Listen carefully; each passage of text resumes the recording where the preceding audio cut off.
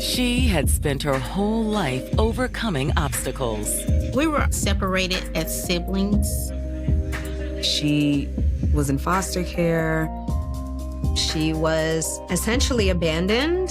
Mom always takes care of me. Still, she'd built a successful life. She got her degree in sociology. We celebrated, and I was proud of her. I'm Burgess. Then she'd found the perfect man to share it with. They were inseparable. They just connected so well. She wanted to marry this man. But they would never say I do. He burst in the front door yelling, "Call 911." He said, somebody just tried to kill your mom. He was covered in blood. Hers and his own. He was stabbed deep. This is a whole lot worse than we thought. They needed to get him to the hospital. But it's the truth behind the vicious attack that will really take everyone by surprise. It was unbelievable. It's almost like you gotta be kidding me. This is insane. August 25th, 2014. It's a warm summer Monday in Winston-Salem, North Carolina, a thriving city built on the tobacco industry and multiple educational institutions. We have Winston-Salem State University, as well as Wake Forest and Salem College. So a lot of people come by way of attending one of those colleges. It's about 300,000 people here. It's a combination of a small town feel with ambitions to be a big city like Charlotte. But as most residents enjoy a peaceful evening, one home is erupting in chaos. 19-year-old Jasmine Moore is at home in Winston-Salem, North Carolina. Stop, please!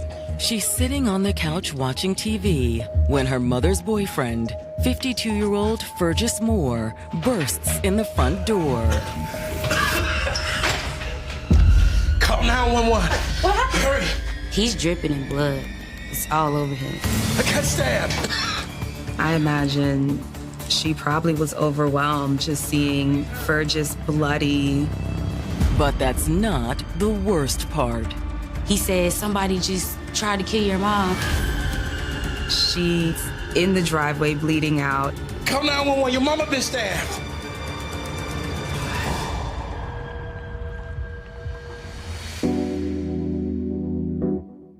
"43-year-old Cheryl Bethea had worked hard to build a good life for her family. She was bold, tenacious, had a big, beautiful smile. She had a huge heart. She loved her two children, she loved her grandson, and she loved her sisters. But Mom always takes care of me. I'ma make sure she has what she needs. Anything that I wanted, she made sure me and my brother had it. She just loved us so much. But it hadn't always been easy. Cheryl was in foster care when she was younger. Thankfully, she was able to meet with her blood sister in foster care. Well, we were put into our last foster home. We end up staying with them until we became adults, which is very rare because if you don't adopt, they usually take you from home. But she was determined not to let her hardships define her life. In her early 20s, she got married and started a family of her own. Cheryl and her husband welcomed a son first, and 2 years later, they had a daughter. She loved becoming a mom, and she loves her children, period. However, her marriage was a different story. Cheryl still had some deep-rooted fears of abandonment and rejection, and that eventually led to her and her first husband separating. She was married a second time, and that didn't work out either. She struggled with being abandoned, self-love, lacking love and belonging. Until, as Cheryl matured into her 30s, she decided to refocus on herself. She eventually went back to school and she got her degree in sociology. She made great grades, basically all A's. She graduated from Winston-Salem State University, and she was really excited that she was able to do that as a single mother. We celebrated, and I was proud of her. Her daughter may have been proud, but Cheryl still craved more. She was like, I'll be the first one in my family to have my master's. That was her next goal. She was determined. And she was always on the go. Cheryl used to be involved in a lot of things. She was in Black Girl Run. She would go to races and she would run alongside ladies when they were about a quarter of a mile away from the finish line, and she would cheer them across the finish line. She was also very involved in her church community. But as her kids neared adulthood, Cheryl faced new challenges. Her daughter, Jasmine, got pregnant shortly before her high school graduation. At first, she kind of felt like having a baby, it just wasn't the right time. But once I had the baby, she absolutely loved him. But for all the joy her grandson brought, there was still something missing. In her heart, she was looking for companionship and somebody to kind of share life with. And along comes Fergus. Fergus Moore was a family friend, about 10 years older than Cheryl. They met at one of our cousins' parties. They lock eyes from across the room, and really, it was love at first sight. Hey, I'm Cheryl. I was wondering when you was gonna come over here and say hello. Okay, I'm Fergus. Nice to meet you, Cheryl. How you doing? I'm doing fine. They just connected so well. And even though Cheryl had every intention of taking things slow, she didn't hold back. So I seen you looking at me. Cheryl and Fergus were inseparable. They were seeing each other every day, hanging out and having a blast. Eventually, they decided that they wanted to move in together. After years of raising her kids on her own, Cheryl felt she finally had someone else to help share the load. She is happy about having a helping hand around the house. She wanted to marry this man. But now, everything Cheryl has worked so hard for may be in jeopardy. Please hurry. I don't know what to do. I'm panicking. I can't find no phones. After what feels like forever, she finds one. 911, what's your emergency? It's my mom. She's hurt? The call came out, and it was assault on a female. Come on, baby, stay with me. When first responders arrive, they find Fergus on the ground, holding on to Cheryl. He's gonna be okay, baby. They're here now. He seems to be comforting her and rocking her. But Fergus is also in grave danger. He was stabbed deep. It was a sucking chest wound. The officers at the scene render what aid they can. I knew that EMS was coming, so I'm laying direct pressure on this guy. And I was like, hang on, man. Save her, man! But all Fergus could think about was Cheryl. He's saying, I don't know what happened. He stabbed us. Is she going to be okay? 43-year-old Cheryl Bethea had overcome a lifetime of tragedy and hardship to build a happy life for herself, her children, and her grandchild. She was a hard worker every day, making sure she provided for her children. She just loved us so much. But now police are scrambling to save Cheryl and her boyfriend, 52-year-old Fergus Moore, after a vicious knife attack in their front yard. She was severely stabbed multiple times. Fergus had also been stabbed in the chest. I remember thinking, this is a whole lot worse than originally we thought. And it's about to get even worse. It's too late for Cheryl. Her carotid artery was severed. Oh, no. Oh, no, no. The EMT pronounces her dead. And as Fergus is loaded into the ambulance and rushed to the hospital, the officers secure the scene. Miss Bethea was kind of wedged between the car tire and the curb. It was a very disturbing scene. Let's go.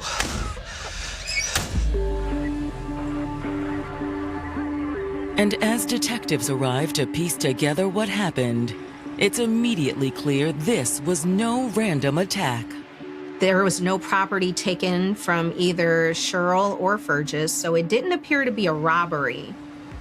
The severity of the injuries also made it seem like the attacker could have known either Cheryl or Fergus. Stabbing someone is so personal. And as the sun sets, detectives head inside to speak to Cheryl's daughter, Jasmine. Thank you. We'll take it from there. After they got the crime scene together, they asked me questions. We're sorry for your loss. Can you walk us through the evening before everything happened? Well, Mom came home from work and decided to go for a run before dinner. I'm getting ready to go for a run, baby. Okay, all I'll right. be back in just a little bit. All right, be safe. She'd only been gone a few minutes when Fergus came home. Where's your mother? Baby's sleeping. She went out for a run. Fergus came home from work early. Fergus paced about in the house for a bit and then decided to go outside and wait for Cheryl's arrival. Had a good run. After a while, her mom did come in. I'm gonna start on dinner. And after starting dinner, Cheryl went back outside with Fergus. Jasmine said she did hear Fergus and her mom talking in the background outside, but she didn't really pay much attention. Did you hear anyone else out there with them? No, not that I could tell. But after a while, she thought she heard screaming. But before she could actually get outside to see what was happening, Fergus was at the door screaming to call 911 because somebody had attacked her mother and tried to kill him. According to Jasmine, she looked for the phone to call police. I'm panicking, like my adrenaline is rushing. I only went out there once the police got here. That's when I seen my mom wedged in between the concrete and my car. She was lifeless. And I just dropped to my knees. It was blood everywhere. It was all on the door. It was all on the concrete. It was blood running down the street. And it was really traumatizing for me. Oh, no, no. She's not gone, is she? Do you know if your mother had any enemies? Not at all. Her mother was church-going. Her mother was very involved in the community. Who would want to do this to her? Or Fergus? But when detectives ask about her mother's relationship with Fergus, Jasmine admits there were some issues. It just wasn't good. Jasmine says that the two would argue constantly. My mom actually told me she was going to leave him.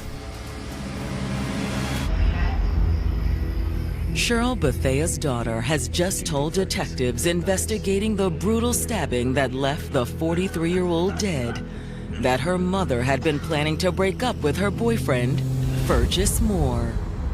And Jasmine said that suited her just fine. In the beginning, Jasmine and her brother were a little bit leery about Fergus coming into their lives. Part of that was because when he met Cheryl, Fergus was unemployed.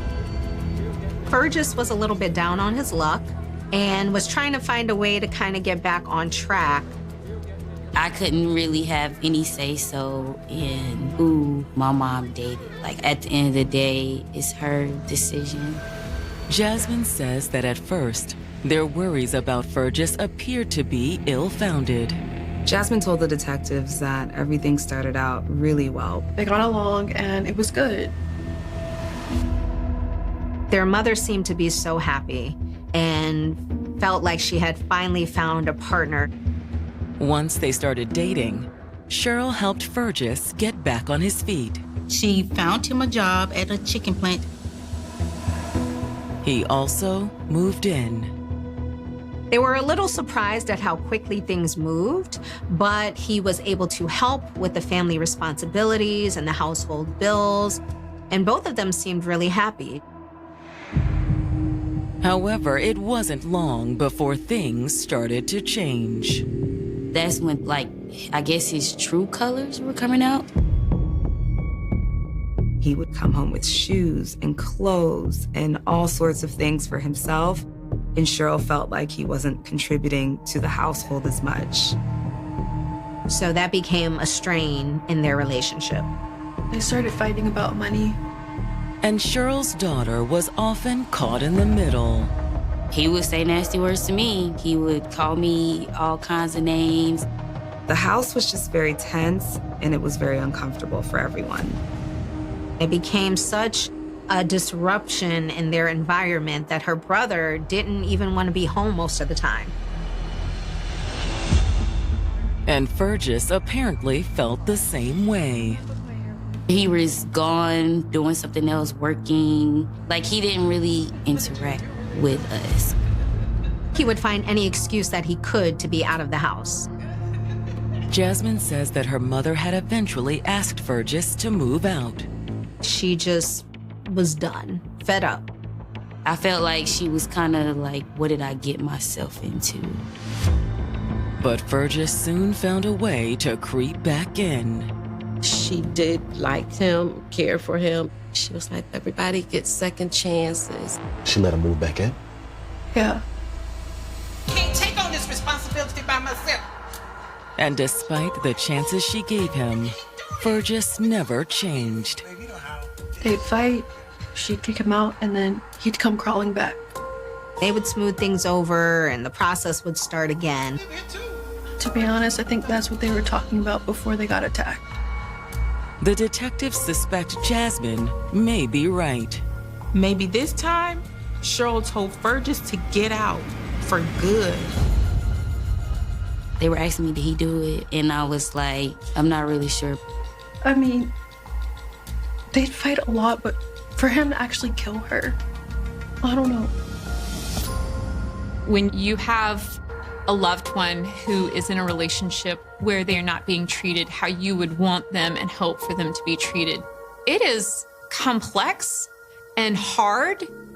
I've never experienced anything like this before. So this was all new to me, and I didn't really know how to handle the situation.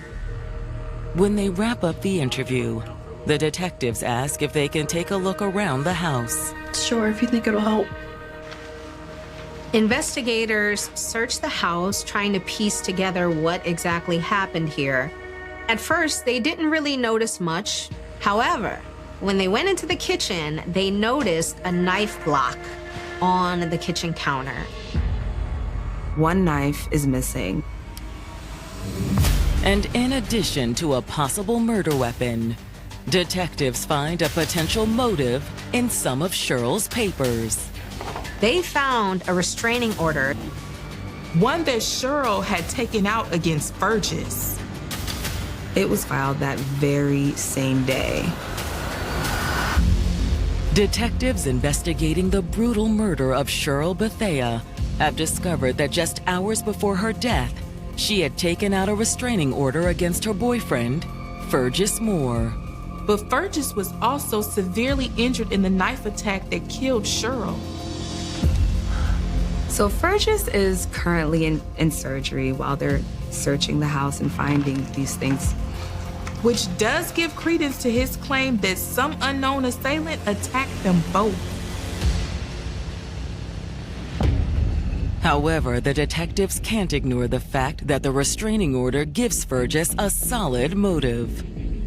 Is it possible that Fergus had killed Cheryl and then stabbed himself to deflect suspicion? It seems far-fetched, given the severity of his injuries. To actually perform this act and then to take it even further to inflict a wound on himself. That's insanity. At that point, you have your doubts. about what happened. But you have to shake every tree and see what falls out of it. The detectives head back to the station and dig into Fergus's background. They discovered that about a decade ago, Fergus had served 4 years in prison for armed robbery. He has numerous domestic violence offenses against women on his record. The earliest was way back in 1989. All he got was a $65 fine and probation. And based on the police records, it appears that Cheryl had suffered similar abuse. Cheryl herself had filed reports of domestic violence against Fergus very recently. For the detectives, it's yet more evidence suggesting that Fergus isn't just a second victim. But until he's out of surgery and in recovery, the detectives aren't able to question him. They decide to speak with Cheryl's sister in the meantime to get some more background information. It was already all over the news, and that was just the worst experience I've had in my life. Though devastated, Cassandra agrees to come down to the station for an interview. We're sorry for your loss.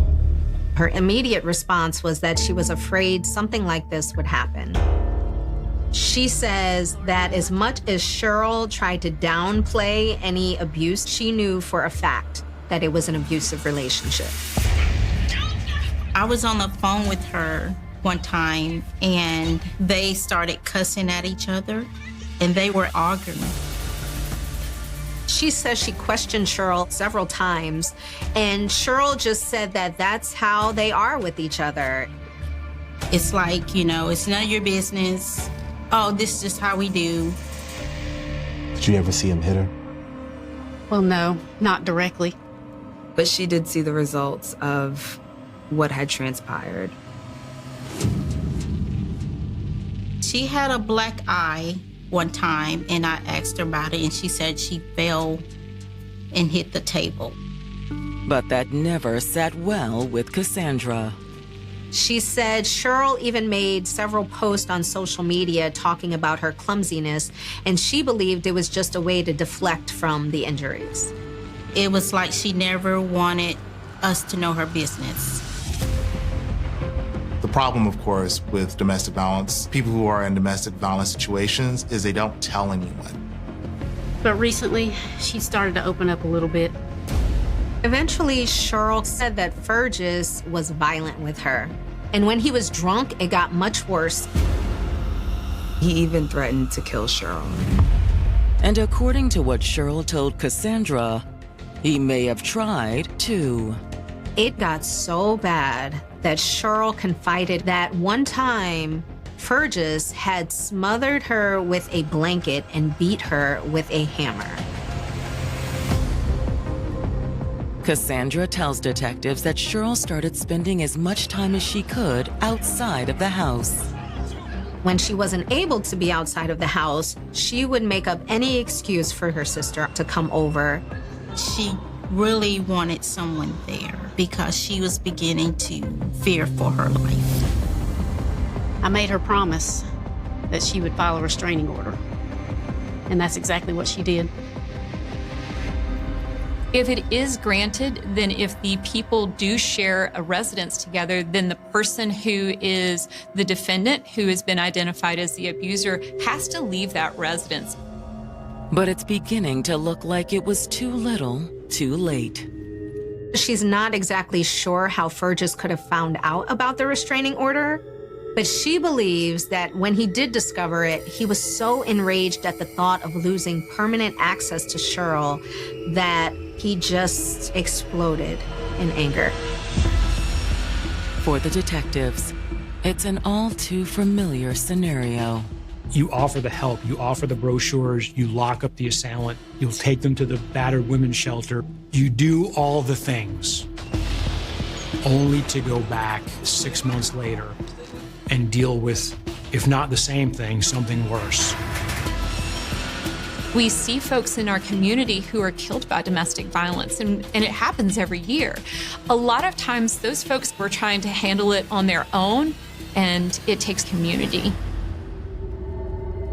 Oftentimes, it's incredibly difficult for people who are involved in abusive relationships to leave them. But before law enforcement can make any sort of arrest, they need to speak with Fergus.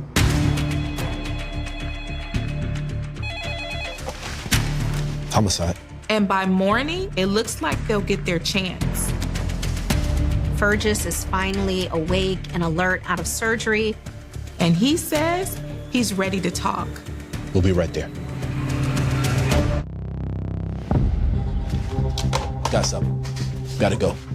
Detectives have just learned that Cheryl Bethea's boyfriend, Fergus Moore, is out of surgery and ready to discuss the incident that put him in the hospital and left Cheryl dead.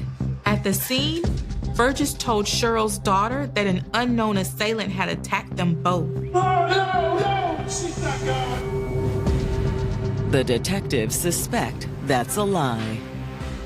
However, when detectives speak to Fergus in the recovery room, they don't immediately confront him with what they've learned. We have a few questions, so we need to ask you. As an investigator, you never want to lead somebody that you're interviewing. You want to hear and observe everything that they're offering. They start the interview by telling Fergus that Cheryl is dead. Oh, God. Fergus immediately breaks down. Why don't you tell us what happened that night? Jasmine said you came home early? Yeah. Fergus said that he had been frustrated with his job. He had been thinking about leaving for a while, and that was the day he finally decided to submit his resignation. He thought that he and Cheryl would celebrate. Although he didn't wait for Cheryl. Fergus had came home and he already been drinking. He had a whole bottle of liquor in the car and the bottle was basically empty. When he got home, he asked Jasmine where her mother was, and she said that she had gone out to run. So he decided to go outside, get some fresh air, and wait for her return so that they can talk. And she did. I mean, that's what we did. We talked about it. You got more time? Baby. This is a good day for you. You know what to do. As they were outside talking, a random person just started attacking them. I tried to stop him, but there wasn't much I could do. What the hell? And then when he jumped in and tried to defend Cheryl, he himself got attacked. Can you describe the guy? I don't know. It all just happened so fast, man. Fergus says he was focused on helping to save Cheryl. Oh, God! But the detectives suspect there's another reason Fergus can't describe Cheryl's killer. They reveal that they know about the restraining order. That catches Fergus off guard initially, but eventually he starts to change his tune. Yeah, she had an order out on me, but it's not what you think. Fergus says that Cheryl was the one who was abusing him in the relationship. This is supposed to be a happy thing. We're not happy. And he admits that prior to the stabbing, they had been having an argument out on the porch. Pay all the darn bills. And let me guess, things got out of hand. Yeah, man, but it wasn't me. We haven't even talked about this. Baby, you know how.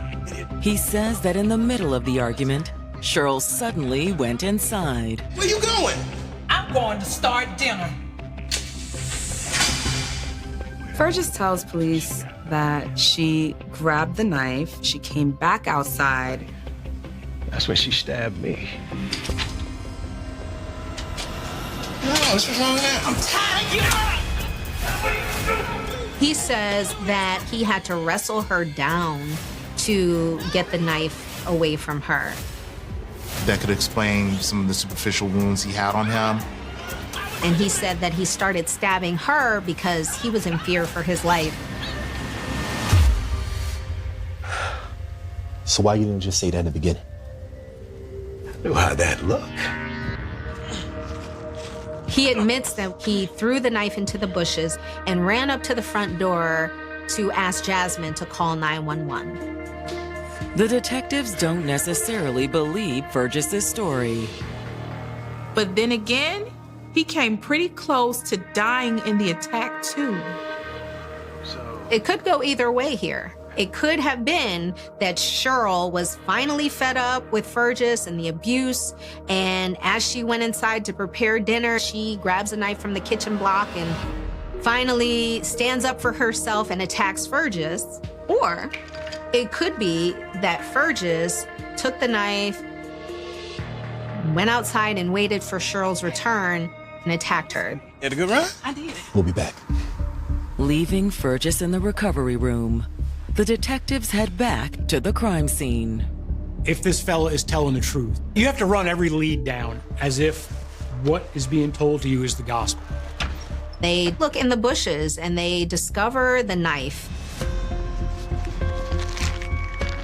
They are able to match it up to the knives that are from the same block set. Detectives? But the real breakthrough comes while one of Cheryl's neighbors approaches the detectives as they're leaving the property. I didn't want to say anything at first, 'cause I was afraid of what Fergus might do. She says with Fergus safely in the hospital, she felt that she could tell detectives exactly what she witnessed. She tells them that she saw everything. At first, the neighbors' recounting of events matched Fergus's story. I saw Cheryl leaving for a run. The neighbor says Fergus came home a few minutes later. She saw him go inside, and then, a little while later, she noticed him come back outside and pace up and down on the front porch. And according to the neighbor, when Cheryl came home, she was surprised to see him. Oh, so this is what we're doing now? Fergus, what are you doing here? At first, they seemed to be having a conversation, but it didn't take long before that turned into a yelling match. Who is it? He apparently believed that she had been cheating on him. Who you been? Don't be ridiculous, Fergus. Oh, I'm being nobody. Cheryl went inside, and according to the neighbor, when she came back, things turned violent. Cheryl came back outside, and the neighbor said that's when she saw a knife. You're not supposed to be here. And the person with the knife was Fergus. Just start stabbing her. What is wrong with you, girl? Cheryl Bethea's neighbor has just revealed to detectives that she witnessed Cheryl's boyfriend, Fergus Moore, attack the 43-year-old mother of two. She says Cheryl started backing up into her daughter's car, leaned up against the car door, and started begging for her life. Fergus, please stop! It seemed like Fergus had already made up in his mind what he was going to do. He just had so much rage. He just stabbed her over and over. I don't think there's anything anyone could have done to stop it. Cheryl had attempted to get away from him, but he did not want to take no for an answer. Cheryl never stood a chance. As horrifying as the attack had been, Cheryl's neighbor says what happened next was even more shocking. The neighbor said that he stabbed himself in the chest. Thought maybe he was trying to kill himself. But it wasn't a murder-suicide. He threw the knife into the bushes and then ran to the house to tell the daughter that they had been attacked. After he killed Miss Bethea, he probably realized, I better do something to make this look real. People go to extreme lengths to cover up their crimes. Once they have the neighbor's statement, the detectives get a warrant for Fergus's arrest. When Fergus is released from the hospital, he goes right into police custody. But when detectives confront him with what they've learned from the neighbor, Fergus denies it. Fergus still maintains that everything that transpired was in self-defense. And as the case moves toward trial, prosecutors plan to seek the maximum possible penalty. The prosecutors indicted him for first-degree murder, and they also said that they were going to pursue the death penalty. Cheryl was stabbed 39 times. And Fergus had several previous convictions and charges for violent offender crimes. His defense team, however, has another strategy.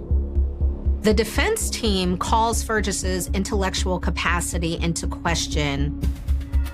To the dismay of Cheryl's friends and family, the court ordered a mental evaluation. It's almost like it was a joke to them. That's what it felt like. This man is evil, and he did this, so why are we going through this? We all was on pins and needles. I just wanted justice for Cheryl and her family. But the family would be in for a long wait.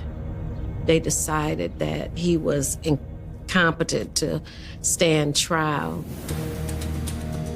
And therefore, he should be exempt from the death penalty and receive a plea deal. Based on the findings, the prosecutors agree to a deal. Fergus enters a guilty plea to the lesser charge of second-degree murder. Per the terms of the deal, the judge sentences Fergus to 35 to 43 years in prison. He was 57 at the time. Fergus tells the court that he understands at his age that sentence is tantamount to a life sentence. But the people most affected by his crime are still devastated by the outcome. I was disgusted with him, especially when he tried to play like he was just innocent. That really made me angry. He deserved the death penalty. What you gonna get down to your hair? But Mom always takes care of me. In the aftermath of Cheryl's death, her family does manage to find some solace in preserving Cheryl's legacy. I promised Cheryl that I would not allow her death to be in vain. So Jasmine and I speak in the community on domestic violence. Everybody knows that she was a very loving person, and her legacy is never going to die. We're going to keep it going. The family's activism has ultimately led to a foundation that raises awareness about domestic violence. We wanted to find a way to give back to the community, especially to women who are going through their big changes and journeys, and they have to drop everything and leave. They hold events and raise money to support women and children in the local domestic violence shelter. That's kind of how we give back and show love to the community. But for all the good that's come in the aftermath of Cheryl's death, her family still mourns the loss of the woman they love. She's very missed. We all miss her. I got to a point where, okay, I just picked up a paintbrush and a canvas and I just started painting. That's really how I dealt with losing my mom. Every time I did artwork when I was a kid, she would take it to work and she would be showing it off to her coworkers and her friends, like, look what my baby did. So me doing art is a way to make my mom proud. Cheryl was taken away too soon. Her presence during her life was very impactful in our community.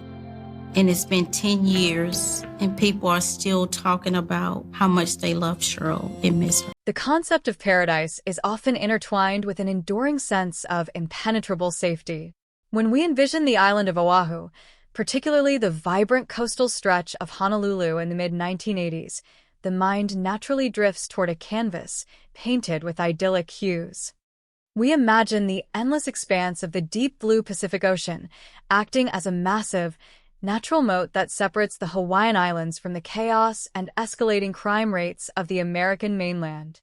We picture the gentle, ceaseless trade winds moving through the fronds of towering palm trees, the rhythmic crashing of the waves against the golden sands of Waikiki, and the neon lights reflecting off the damp pavements during a warm tropical evening. In 1985, Honolulu was a booming sanctuary.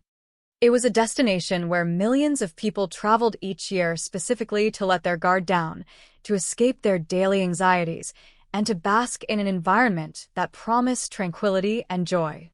The local culture, rooted in the spirit of aloha, fostered a community built on warmth, mutual trust, and hospitality. For the residents, both native Hawaiians and those who had relocated from the mainland seeking a slower pace of life, the island was a secure haven. Crime, of course, existed as it does anywhere humanity gathers, but it was largely predictable. It was the crime of opportunity, the occasional bar fight, or property theft. The geography of an island inherently discourages complex, premeditated atrocities because there is simply nowhere to run. A perpetrator cannot drive across a state line to evade jurisdiction. The enclosed nature of Oahu meant that law enforcement usually had the upper hand. But this very illusion of absolute safety is exactly what makes the sudden intrusion of absolute darkness so deeply terrifying. There is a distinct, suffocating horror that grips a community when it realizes that a predator is hunting within its confined borders. It is one thing to read about serial killers operating in the vast, sprawling metropolises of California or the dense, rain-soaked forests of the Pacific Northwest. Throughout the 1980s, the American mainland was grappling with the terrifying reality of multiple serial predators. The news was saturated with stories of men who hunted humans for sport, leaving trails of devastation across wide geographical swaths. However, to the people of Hawaii, these horrors felt worlds away, separated by thousands of miles of ocean. The residents of Honolulu believed that their island home was immune to this specific, deeply psychological brand of modern evil. They believed that the kind of monster who stalks, abducts, and murders for pure gratification could not thrive in a place where everyone knew their neighbors and where the community was so tightly knit. That comforting illusion was violently shattered in the spring of 1985. The warm tropical nights ceased to be a blanket of comfort and instead became a terrifying veil behind which a phantom operated with absolute impunity. The fear did not arrive all at once. It crept into the consciousness of the island slowly, disguised initially as a solitary tragedy, before blooming into a full-fledged reign of terror that would forever alter the history of Hawaii. This is the story of a shadow that fell over the sunlit streets of Honolulu. It is the story of a deeply calculated, invisible force that systematically targeted vulnerable women, leaving a scar on the island that remains open and unhealed to this very day. Between the years of 1985 and 1986, the city of Honolulu was paralyzed by a string of horrific murders. 5 women, all with their own vibrant lives, their own dreams, and their own loved ones, were violently snatched from the safety of their routines. They were abducted, subjected to unimaginable trauma, their hands cruelly bound behind their backs, and ultimately silenced through strangulation. Their bodies were then discarded in desolate areas, left in the harsh elements by a killer who seemed to possess an intimate, chilling knowledge of the island's most isolated corners. The perpetrator of these crimes operated with such brutal efficiency and left behind so little forensic trace that he earned a moniker that still sends a shiver down the spines of those who lived through that era, the Honolulu Strangler. He was Hawaii's first known serial killer, a distinction that brought an unprecedented level of panic to the community and an overwhelming, crushing pressure to the Honolulu Police Department. Yet, decades later, the identity of the Honolulu Strangler remains locked in the vault of unsolved mysteries. The case stands as one of the most infamous and frustrating cold cases in the history of the United States. A cold case is not merely a file sitting in a dusty cabinet. It is a profound, enduring trauma. It is an open wound for the families of the victims who are forced to wake up every single day without answers, without justice, and without the closure required to properly grieve. The passage of time in a cold case is a cruel phenomenon. Days turn into months, months into years, and years into decades. Witnesses move away, memories fade into the fog of time, and the physical spaces where the tragedies occurred are paved over or rebuilt, erasing the silent testimony of the earth. But the absence of a conviction does not diminish the reality of the lives that were stolen. If anything, the unsolved nature of these crimes demands that we remember the victims with even greater clarity and respect. We must not allow their identities to be eclipsed by the shadowy figure of their killer. They were not merely data points in a macabre sequence, nor were they simply clues in a puzzle that law enforcement failed to solve. They were human beings whose lives were unjustly cut short. To truly understand the magnitude of the terror inflicted by the Honolulu Strangler, we must go back to the very beginning. We must return to the moment before the police knew they were hunting a serial killer. The first victim in any series of linked homicides occupies a uniquely tragic position in the annals of criminal history. When the first murder occurs, there is no heightened state of alert. There are no public warnings broadcasted on the evening news, no task forces assembled, and no behavioral profiles drafted by the FBI. The community is still resting comfortably in its illusion of safety. The victim goes about their day with the reasonable expectation that they will return home safely, completely unaware that a deadly anomaly has entered their environment.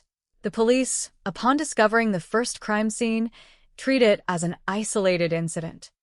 They look for the usual motives: financial gain, a domestic dispute, a crime of passion, or a random robbery gone wrong. The concept of a serial killer is the absolute last conclusion any investigator wants to reach, and it is rarely considered until a second or third body is found bearing the same grim signature. Therefore, the first victim suffers not only the brutal violence of the act itself, but also the tragic disadvantage of encountering a predator who is operating in an environment completely devoid of suspicion.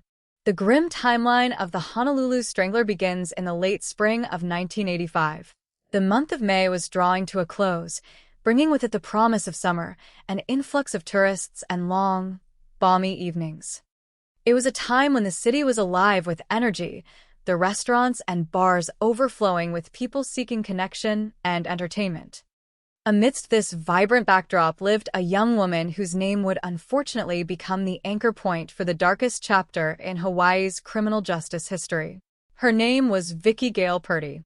At 25 years old, Vicki was at a stage in life that is typically characterized by youthful energy, the pursuit of independence, and the simple joys of social connection. She was not a public figure, nor was she involved in anything that would naturally draw the attention of a killer. She was simply a young woman navigating her life in a beautiful place, a military spouse far from her original home, trying to build a routine and find happiness in the everyday rhythms of island life. The night of May 29, 1985, began like countless other nights in Honolulu. The sun dipped below the horizon, painting the sky in shades of bruised purple and fiery orange before giving way to the deep, star-studded black of the Pacific night. For most residents on the island of Oahu, that Wednesday evening was entirely unremarkable. It was a time to finish work, to share a meal with family, or to step out into the warm air to enjoy the nightlife of Waikiki. There was no ominous shift in the atmosphere, no sudden drop in temperature, and no warning signs that an unprecedented evil was about to strike. The streets were filled with the usual sounds of laughter, the distant strumming of guitars, and the hum of traffic moving along Kalakaua Avenue. Vicki Gale Purdy stepped out into this seemingly safe, familiar world with plans to enjoy her evening. She moved through the crowded, neon-lit corridors of a city she believed she knew, surrounded by thousands of people. Yet, somewhere in the transition between the vibrant energy of the night and the desolate silence of the early morning hours, Vicki's path intercepted that of an apex predator. Her disappearance from the heart of a bustling tourist district, leaving virtually no immediate trace, is a haunting testament to how quickly and silently life can be extinguished. The chilling reality of Vicki's final hours is that she was completely unaware she was stepping into the role of the first victim. She did not know that her tragic fate would serve as the horrifying prologue to a narrative that would paralyze the state. Her story is not just the beginning of a true crime timeline. It is a profound human tragedy that shattered a family and permanently altered the psychological landscape of Hawaii.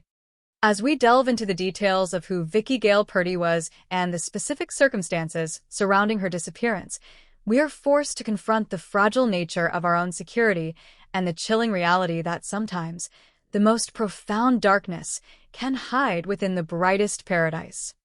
To truly grasp the profound tragedy of a life cut violently short, it is absolutely essential to look beyond the clinical, sterile details of a police report. In the immediate aftermath of a homicide, a victim is too often reduced to a set of forensic parameters, a timeline of final movements, and a tragic photograph broadcasted across the evening news. However, before she became the first documented victim of the Honolulu Strangler, before her name was permanently etched into the darkest annals of Hawaiian criminal history, Vicki Gale Purdy was a living, breathing woman with a vibrant presence and an entire future stretching out ahead of her. She was 25 years old in the spring of 1985. 25 is an age that is culturally synonymous with the prime of youth, a transitional period where the lingering uncertainties of early adulthood begin to give way to a clearer understanding of who you are and what you want from the world. It is a time characterized by boundless energy, the forging of deep friendships, and the pursuit of a stable, happy life. By all accounts from the people who knew her best, her family and her wide circle of friends, Vicki embodied this youthful vitality to its absolute fullest. She was described universally as an energetic, outgoing, and deeply sociable individual. She was the kind of person who naturally drew others into her orbit, possessing a warmth and an easygoing nature that made her a cherished companion. She did not shy away from the world. Rather, she embraced it with open arms, eager to connect, to converse, and to experience all the joys that her environment had to offer. Vicki's journey had brought her far from whatever mainland routes she had previously known, carrying her across the expanse of the Pacific Ocean to the tropical shores of Oahu. She had relocated to Hawaii alongside her husband, Gary Purdy. Their move was not prompted by a simple desire for a permanent vacation, but rather by the demanding and often transient nature of military service. Gary was a helicopter pilot for the United States Army, a highly skilled and demanding profession that required intense focus, discipline, and a profound sense of duty. He was stationed at Pearl Harbor, the historic and sprawling military installation that serves as a cornerstone of the American naval and armed forces presence in the Pacific. The life of a military spouse is one that requires a unique brand of resilience and adaptability. When a young couple is uprooted and stationed thousands of miles away from their extended families and their established support networks, they are forced to rely heavily on one another and to quickly build new communities from the ground up.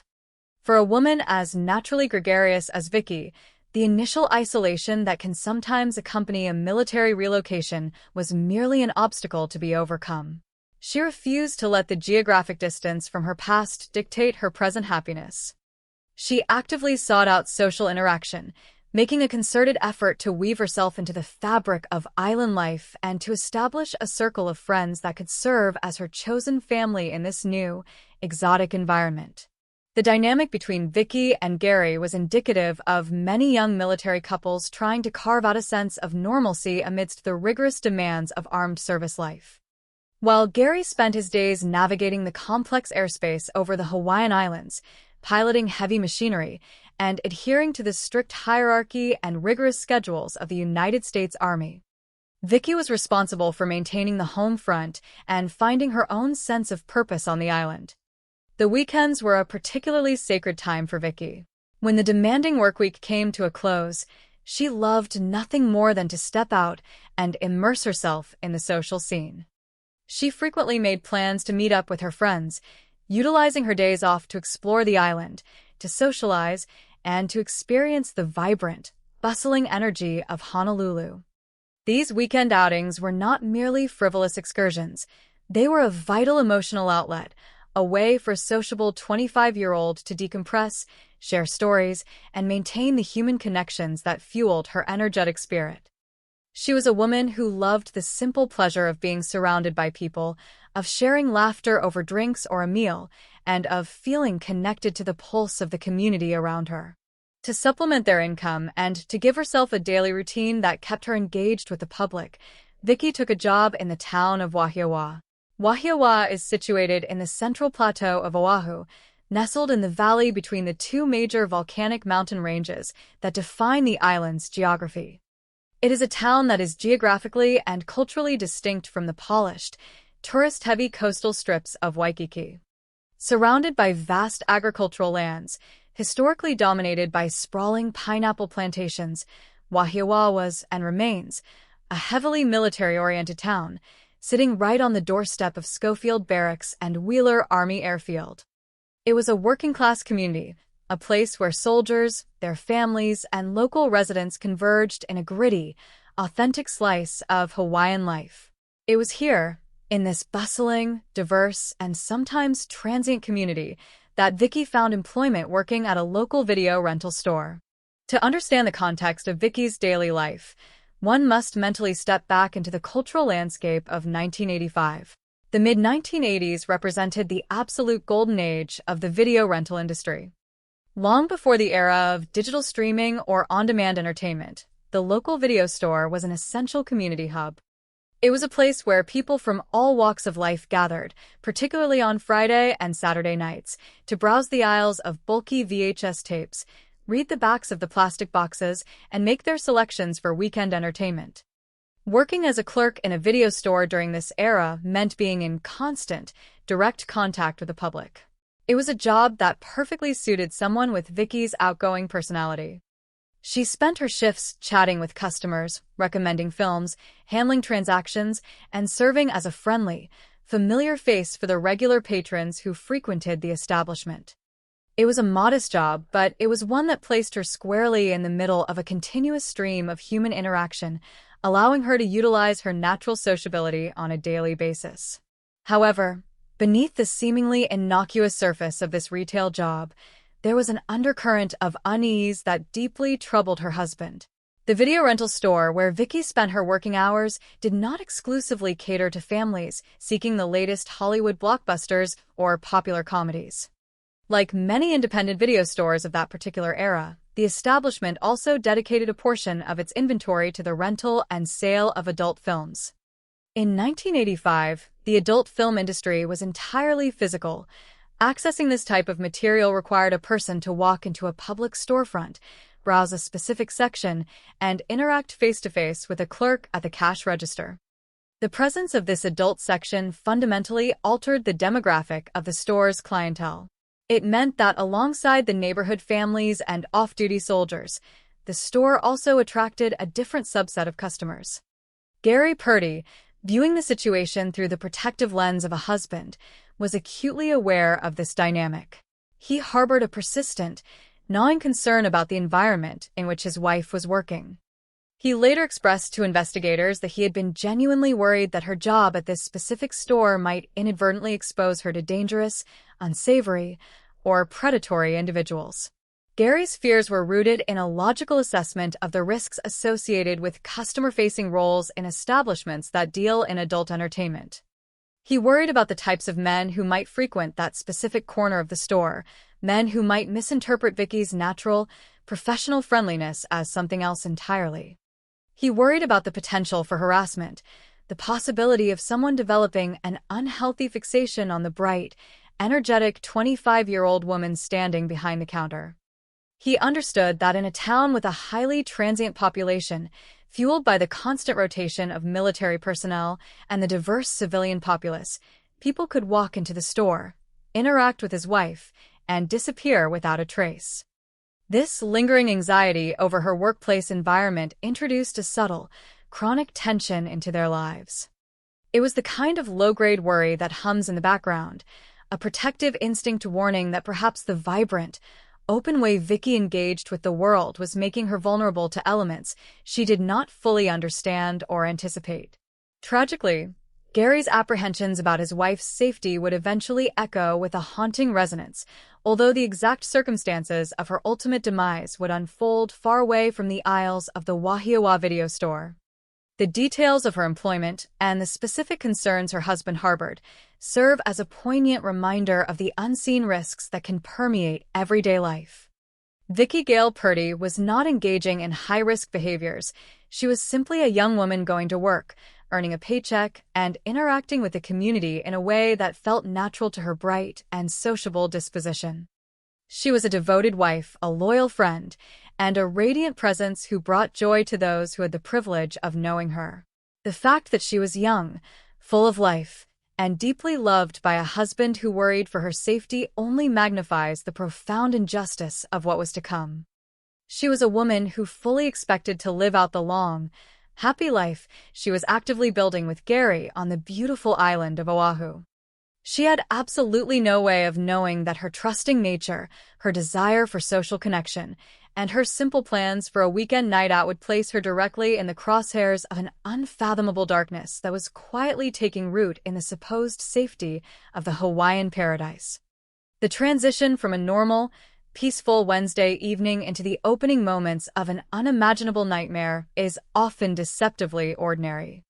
For Vicki Gale Purdy, the final day of her life began like any other, framed by the familiar routines of an island existence that she and her husband, Gary, had carefully constructed.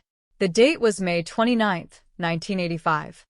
As the tropical sun began its slow descent toward the western horizon of Oahu, casting long amber shadows across the streets of Honolulu and painting the Pacific sky in brilliant shades of amber and violet, Vicki made preparations for an evening out. She was 25 years old, vibrant and deeply social, possessing that innate youthful desire to connect with friends and shake off the fatigue of the working week. Her plans for the evening were simple and entirely innocent. She intended to travel into the bustling heart of Waikiki, the premier tourist and entertainment district of Honolulu, to meet up with companions for a night of socializing. For someone as energetic and outgoing as Vicki, Waikiki offered the perfect backdrop. It was a place where the energy of the city pulsed through the crowded sidewalks, filled with the sounds of live music spilling out from open-air lounges, the chatter of international travelers, and the warm, salt-kissed breeze rolling in from the ocean. She dressed for the evening, selecting a striking, memorable yellow jumpsuit that would catch the ambient light of the city streets, completely unaware that this garment would ultimately become a haunting marker in a forensic file. She left her home, stepped into her car, and drove toward the lights of the city, stepping unknowingly across the invisible threshold that separated her normal, safe life from the waiting shadow of an apex predator. The hours she spent that evening among her friends would be her final moments of unburdened freedom. Somewhere within the labyrinth of the crowded tourist district, as she laughed, talked, and moved through the vibrant crowds, an invisible eye was watching her. The killer, later to be identified by the terrified public as the Honolulu Strangler, was known from psychological profiles to hunt specifically for lone women, meticulously observing their movements and waiting for that single, vulnerable moment when they became separated from the collective safety of the crowd. As the evening progressed and midnight drew closer, Vicki prepared to retrace her steps, retrieve her vehicle, and return home to the life she was building with her husband. The clock ticked past midnight, pushing the date forward into the early hours of May 30th, 1985. It was during this late hour, when the density of the crowds in Waikiki began to thin and the neon signs began to flicker off, that Vicki found herself needing transportation back to where her personal vehicle was safely parked. Seeking a reliable and secure way to complete the journey, she hailed a taxi, placing her trust in a stranger whose job it was to safely navigate the nocturnal streets of the city. The driver, unsuspecting and entirely unaware of the historical weight his final shift would carry, loaded her into his cab and set off toward their destination. The journey through the quieted streets of Honolulu was swift. Within a short span of time, the taxi pulled up to the Shorebird Hotel, a prominent landmark situated near the coastline. It was in the parking facilities associated with or adjacent to this hotel that Vicki had parked her personal car earlier in the evening before meeting up with her friends. The taxi came to a complete stop, the engine idling against the hum of the night, and Vicki paid her fare. She opened the door, stepped out of the vehicle into the warm, humid air of the early morning and turned her focus toward the parking lot where her car awaited her. The taxi driver watched her for a brief moment as she began to walk away, her figure moving steadily toward the rows of parked automobiles under the dim glow of overhead security lights. That brief visual confirmation from the taxi driver would forever cement him in the historical record as the very last human being known with absolute certainty to have seen Vicky Gale Purdy alive. He shifted his car into gear, pulled away from the curb, and dissolved into the nocturnal traffic of Honolulu, leaving Vicky entirely alone in the parking lot. In that exact fraction of time, the trap closed. There were no witnesses to the violent confrontation that followed, no dramatic struggle captured on security cameras, and no screams that pierced the silence of the night to alert hotel guests or late-night passers-by. The abduction was executed with a chilling, calculated efficiency that suggested the perpetrator was either highly experienced or operating with a terrifying level of predatory instinct. Vicky reached her car, but she never had the opportunity to unlock the door, slide behind the steering wheel, and drive away to the safety of her home. The predator intercepted her in that vulnerable transition space, overpowering her swiftly and efficiently before she could mount any meaningful defense. Whether she was forced into another vehicle at knife point or under the threat of immediate violence remains one of the many agonizing unknowns of the case, but the result was absolute. Vicky Gale Purdy vanished from the face of the earth in a matter of seconds, leaving behind no footprints, no defensive struggle on the asphalt, and no physical clues to indicate which direction she had been taken. The vibrant, sociable military spouse simply ceased to exist in the waking world, swallowed whole by the silent, predatory machinery of a killer who operated with total impunity. The hours of the night ticked away in absolute silence, the darkness masking the horror of what was unfolding in the isolated corners of the island, while back at home, her husband Gary remained unaware that his worst, most persistent fears about the dangers of the world had just materialized in the worst possible way. The sun would rise again over the picturesque shores of Oahu on the morning of May 30th, 1985, bringing with it the warm, golden light of a new day, but for Vicky, the light had been extinguished forever in the cold grasp of a stranger. The discovery that awaited the authorities just hours later would send a tremor through the law enforcement agencies of Honolulu, marking the brutal, unceremonious opening salvo of an era of terror that would paralyze an entire community and redefine the very nature of crime in paradise. The morning light did not bring relief. Instead, it illuminated a grim tableau on a desolate embankment near the edge of the island, transforming a routine sunrise into the horrific realization that a monster was now walking among them, hunting the innocent daughters and wives of Hawaii with chilling calculation. The morning sun on May 30th, 1985, illuminated the breathtaking landscape of Oahu with its usual tropical brilliance, casting a warm golden glow over the pristine beaches and the sparkling waters of the Pacific. Yet, this serene facade was violently punctured by a grim discovery that unfolded near the edge of the island, forever altering the psychological landscape of Honolulu. Tucked away on a desolate embankment at Ke'ehi Lagoon, situated in close proximity to the sprawling infrastructure of the Honolulu International Airport, a chilling tableau was brought to light. The location itself was a desolate, windswept stretch of land, far removed from the bustling tourist corridors of Waikiki and the cozy residential streets where families slept in peace. It was a place where industrial noise, the distant roar of ascending jet engines, and the rhythmic lapping of the lagoon waters created an eerie, isolated atmosphere. Here, stretched out against the harsh earth, lay the lifeless body of 25-year-old Vicky Gale Purdy. The initial examination of the crime scene by the first responders and forensic investigators immediately revealed that this was not the result of a random accident, nor was it a conventional, emotionally driven homicide. The scene was characterized by a cold, methodical precision that sent an immediate shiver down the spines of the seasoned detectives who arrived to process the area. Vicky was still wearing the striking, vibrant yellow jumpsuit that she had put on the previous evening with such innocent intentions of meeting her friends. But the garment now served as a tragic, ironic contrast to the absolute darkness of the tragedy that had consumed her. Her hands were cruelly and securely bound behind her back, a physical manifestation of total helplessness, signaling that she had been completely subdued, incapacitated, and controlled by her attacker before her life was extinguished. Most chillingly, her shoes and her purse were entirely missing from the scene, stripped away by the perpetrator either as trophies of the hunt or as a calculated measure to eliminate any personal items that could link the crime back to her daily life or provide immediate forensic clues. Further examination by medical examiners revealed the horrifying depth of the trauma she had endured, confirming that she had been subjected to severe sexual assault before her life was violently taken away. The definitive cause of death was determined to be mechanical strangulation, a slow, intimate, and deeply brutal method of murder that requires close physical contact between the killer and the victim, emphasizing an alarming degree of cold-blooded aggression.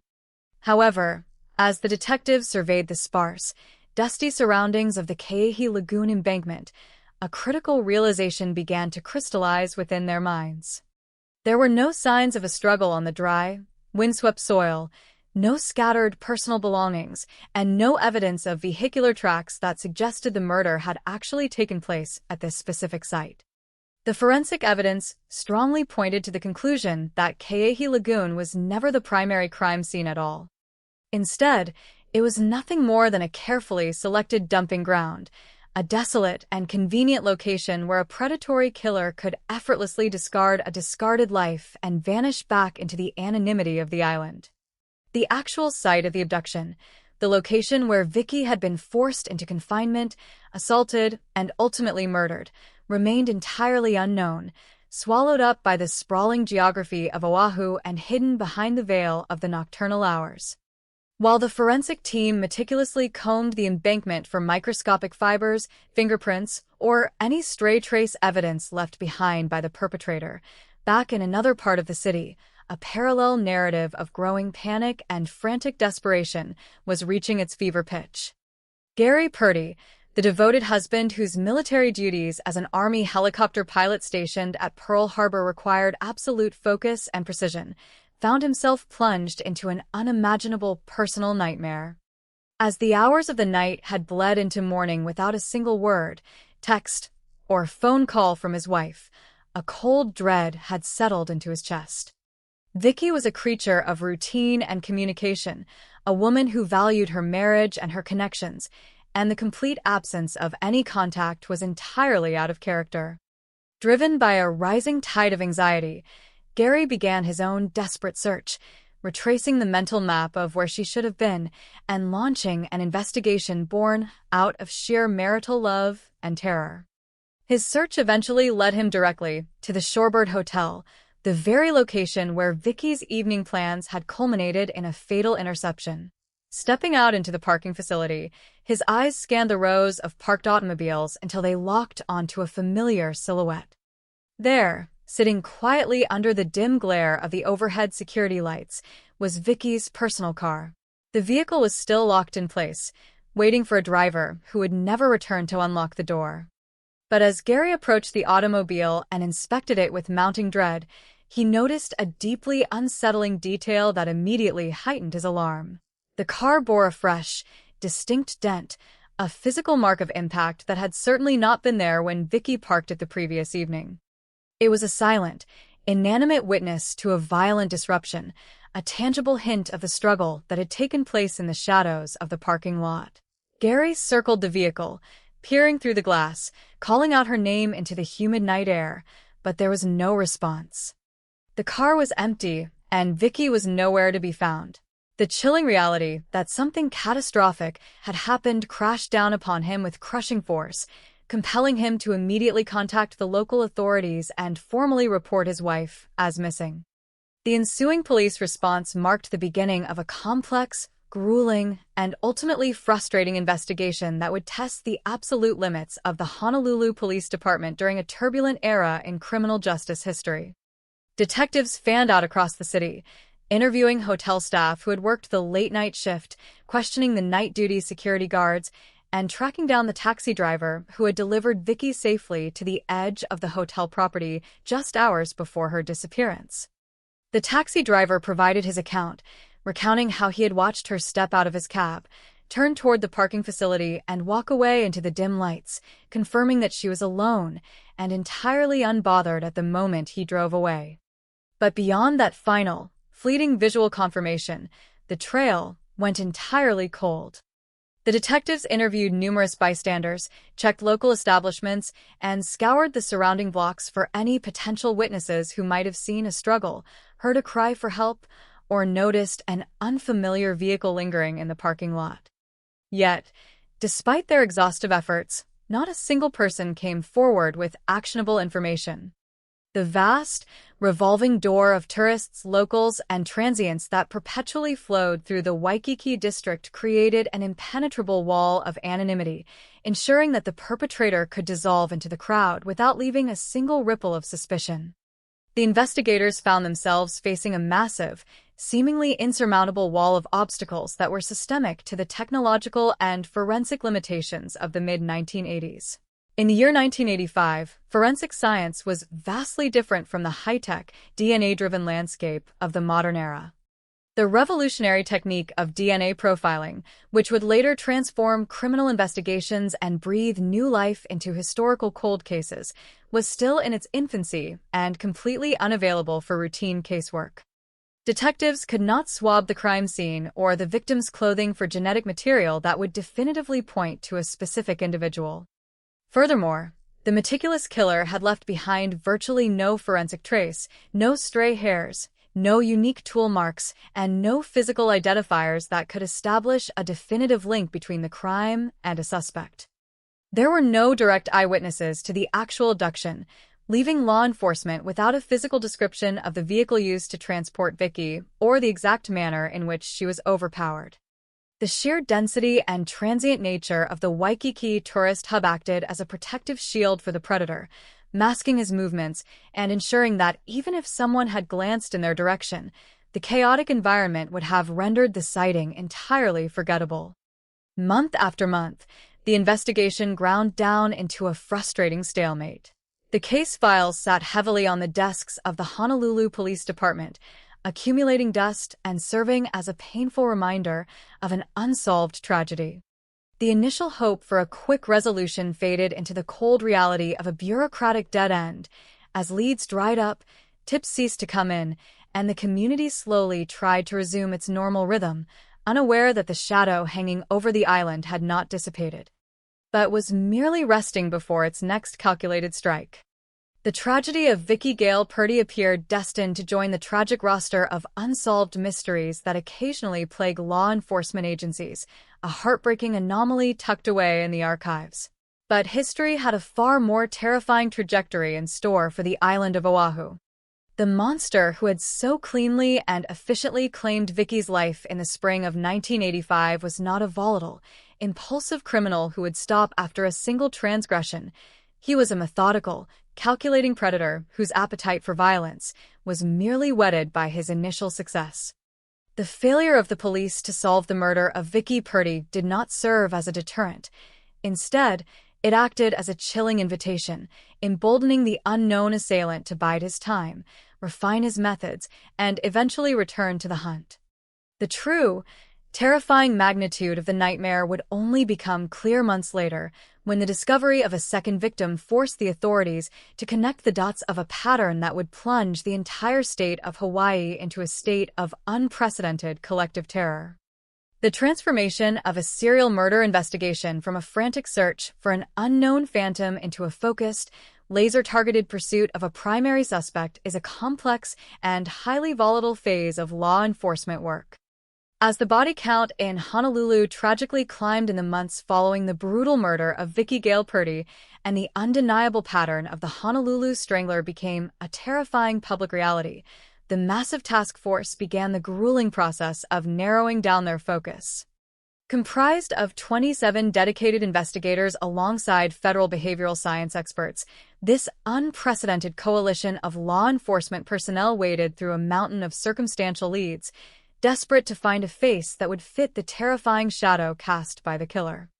The psychological profile crafted by the Federal Bureau of Investigation had provided them with a theoretical framework, suggesting a male perpetrator who was intimately familiar with the geography of Oahu, particularly its most desolate and isolated regions like the industrial outskirts of Ke'ehi Lagoon.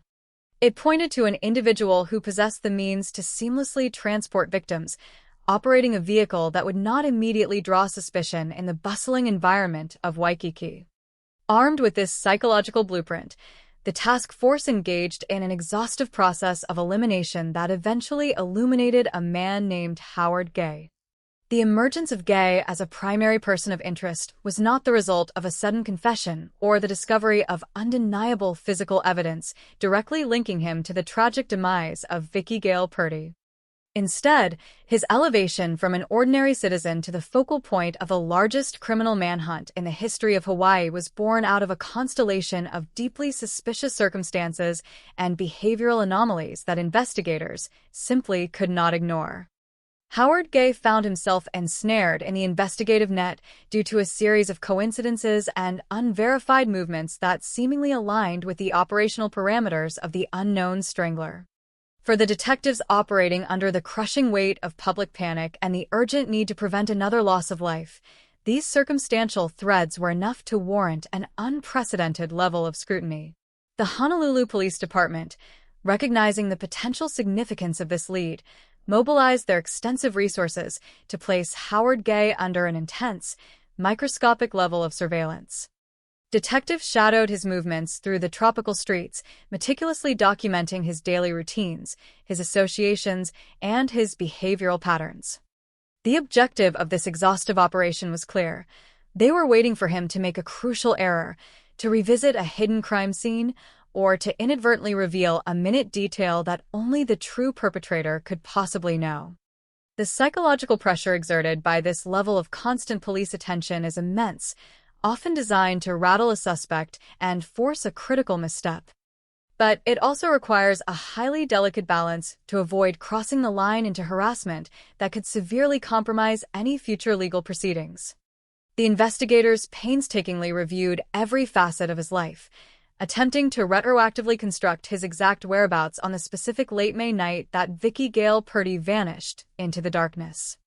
They scoured his background, analyzed his past interactions, and relentlessly sought out any potential witnesses who might have seen him in the vicinity of the Shorebird Hotel during those critical midnight hours.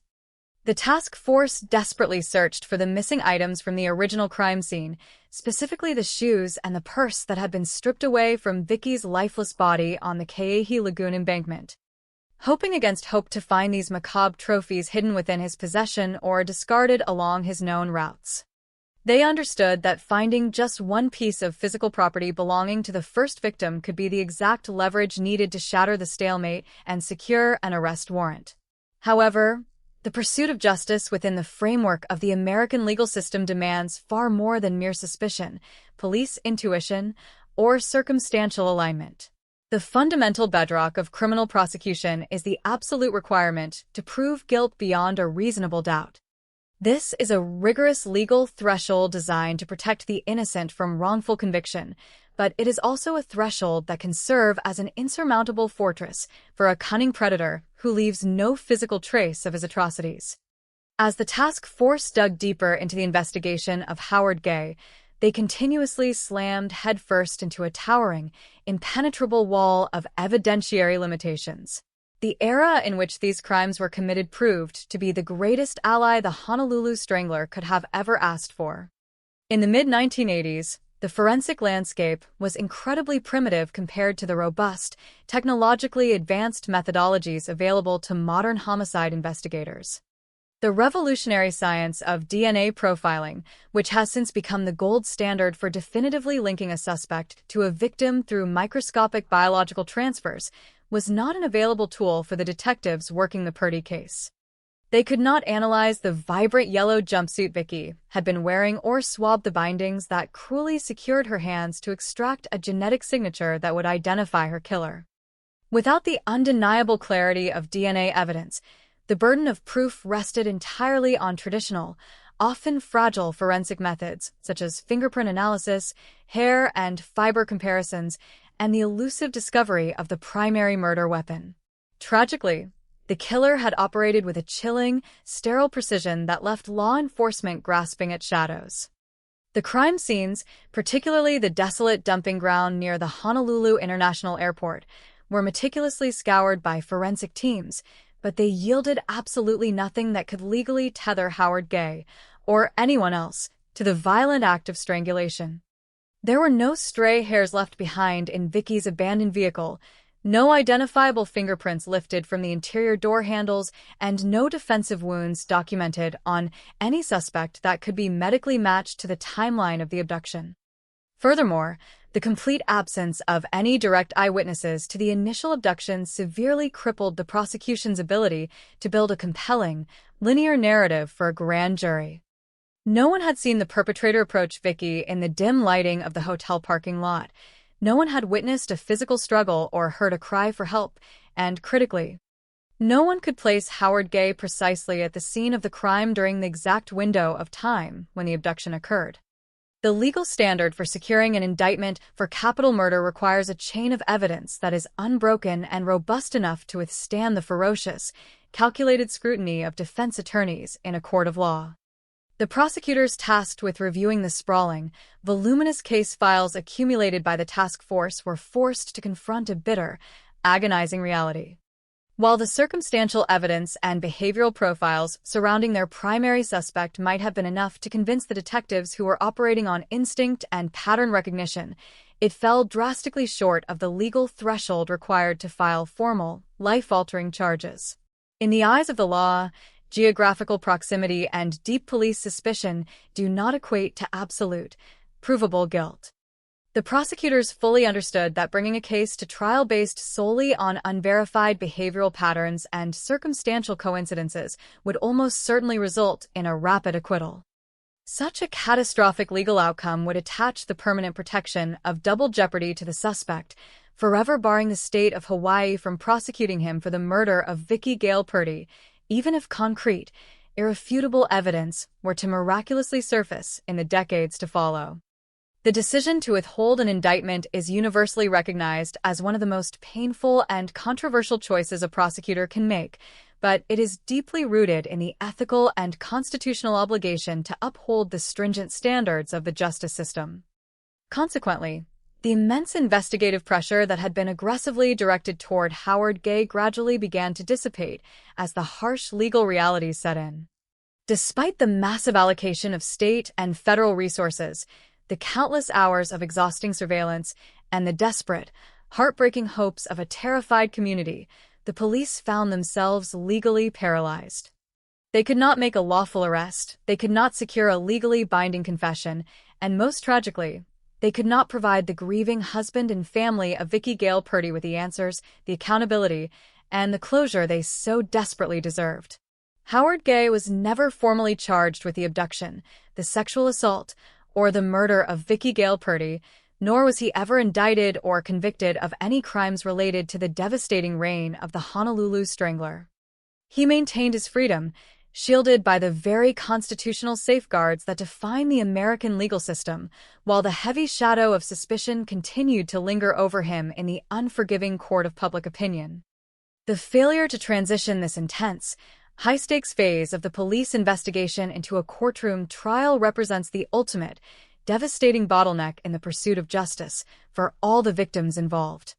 The chilling realization that the killer had managed to completely slip through the intricate, widely cast net of the combined law enforcement apparatus left a profound, lingering sense of despair and profound frustration within the task force. The seasoned detectives who had poured their physical and emotional souls into the relentless pursuit of the Honolulu Strangler were forced to stand by and watch as their most promising, heavily resourced lead slowly dissolved into an inescapable legal dead end. The towering stacks of case files, once the center of frantic, round-the-clock activity and desperate brainstorming sessions, were slowly and agonizingly transitioned into the haunting category of an unsolved cold case. The absolute absence of a criminal trial meant that there was no public arena where the gathered evidence could be formally presented, no rigorous cross-examination of potential witnesses, and no final, authoritative verdict from a jury to close the darkest and most terrifying chapter in Hawaiian criminal history.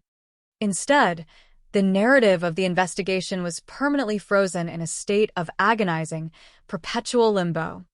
It stands today as a terrifying testament to the chilling efficiency of a predator who fundamentally understood how to exploit the vast, anonymous spaces of the island, the transient nature of the tourist population, and the severe technological limitations of forensic science during that era. The profound human tragedy of Vicki Gale Purdy was thus compounding by a secondary, enduring trauma, the trauma of an aborted pursuit of justice that left the true identity of her killer shrouded in mystery and forever denied her the vindication of a day in court. The passage of time is often described as a great, universal healer, a natural and inevitable force that gradually erodes the sharp, unbearable edges of grief and allows fractured communities to slowly rebuild in the wake of unimaginable tragedy. But in the specific, agonizing realm of unsolved homicides, time acts as a cruel, relentless, and deeply adversarial force.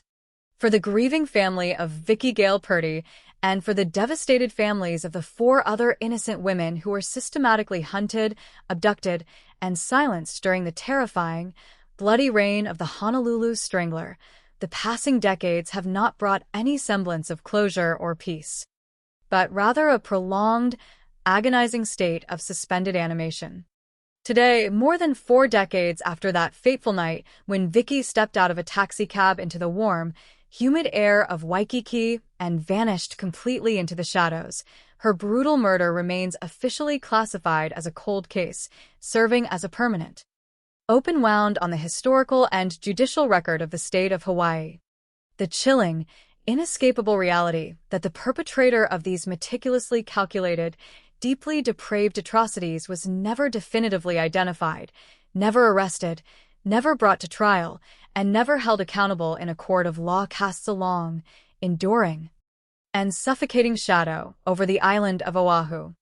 The Honolulu Strangler remains a formless phantom, an unidentified, malevolent entity who managed to commit some of the most heinous, high-profile crimes in the history of the Pacific region and then seamlessly, quietly dissolve back into the everyday fabric of society, successfully evading one of the most intensive, heavily resourced, and desperate manhunts ever orchestrated by local and federal authorities.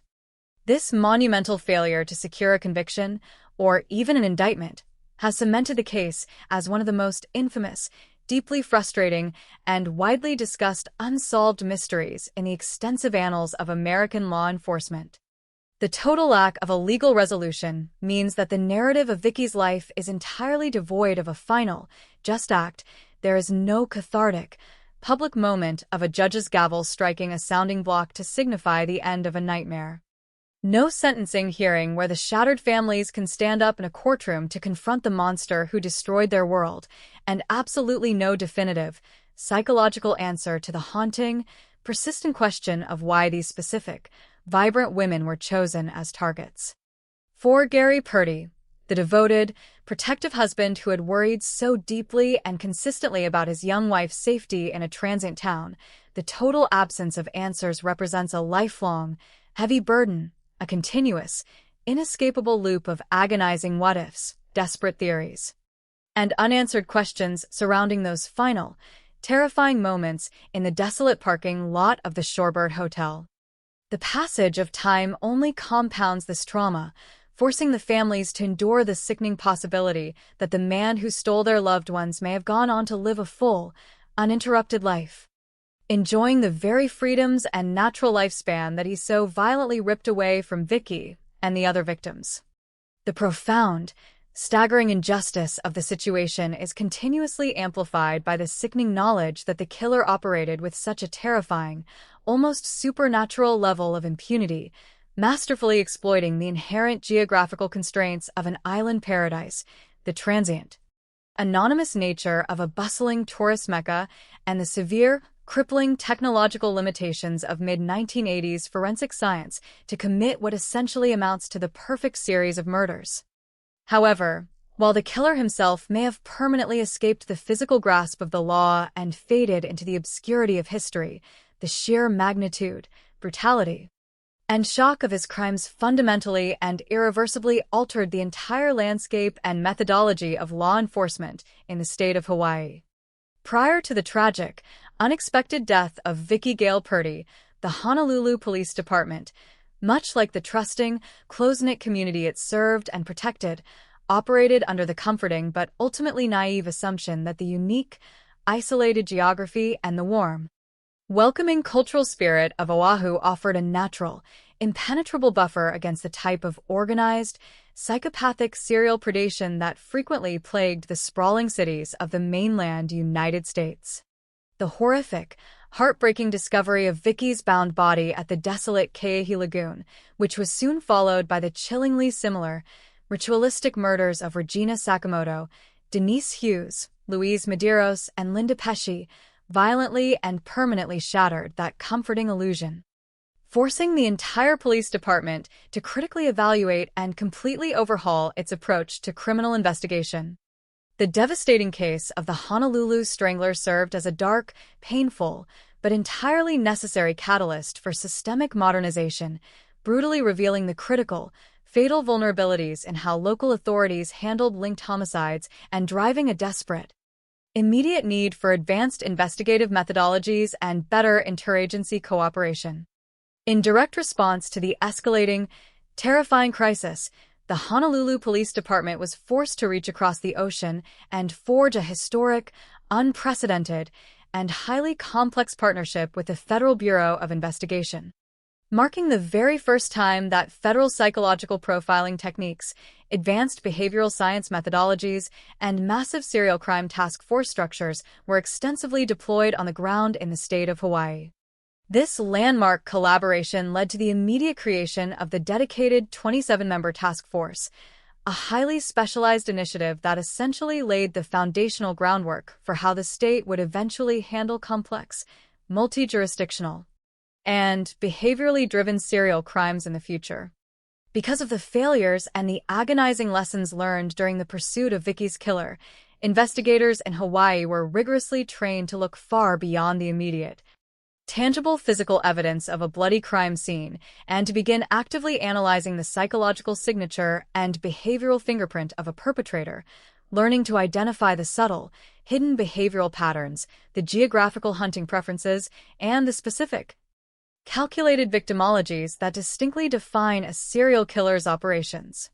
The tragic, entirely preventable loss of Vicki and the other 4 innocent victims forced the island's law enforcement agencies to rapidly and permanently evolve, significantly accelerating the immediate adoption of new, stringent protocols for interagency communication. The long-term preservation of biological evidence for future testing and the systemic, computerized tracking of unsolved homicides across different island jurisdictions. Even though these crucial, life-saving advancements tragically came too late to save the 5 vibrant women who lost their lives in the bloody years of 1985 and 1986. The enduring legacy of their cases ensured that the Honolulu Police Department would never again be caught so fundamentally unprepared, so procedurally vulnerable, or so deeply shocked by the sudden presence of a serial predator operating within their borders. The blood of these victims essentially watered the roots of modern forensic and behavioral investigation in the Pacific, transforming the tragedy into a permanent shield for future generations of women in Hawaii.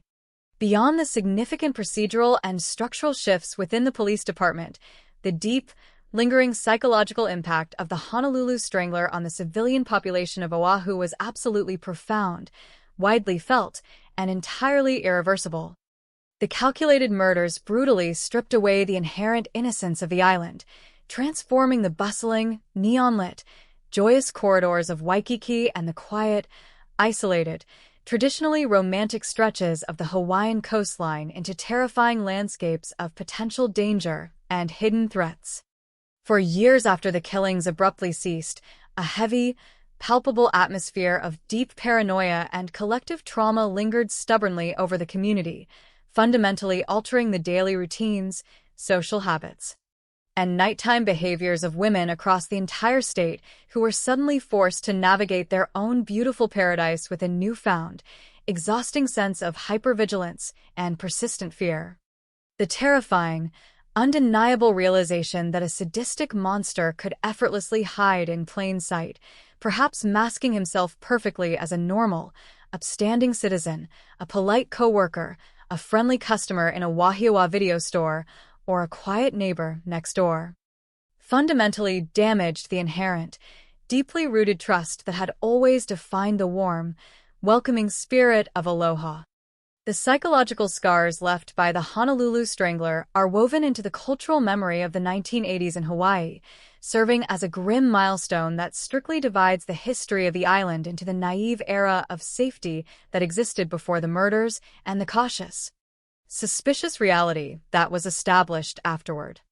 But amidst the sweeping, grand historical changes in law enforcement and the enduring, widespread societal trauma that forever scarred the island, it is absolutely vital, necessary, and morally imperative that we deliberately pull the focus of this narrative back to the very center of the tragedy, back to the fragile, human lives that were so violently, abruptly, and unfairly interrupted by this senseless evil.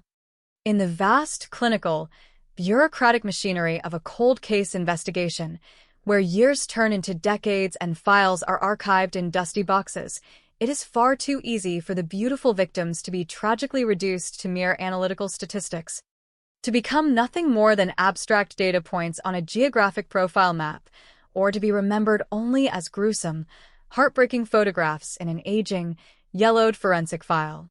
We must actively, consciously resist this natural dehumanization and make a deliberate effort to remember Vicki Gale Purdy not merely as the unfortunate first casualty of the notorious Honolulu Strangler, but as the vibrant, fiercely independent, deeply loved 25-year-old woman she truly was in her daily life.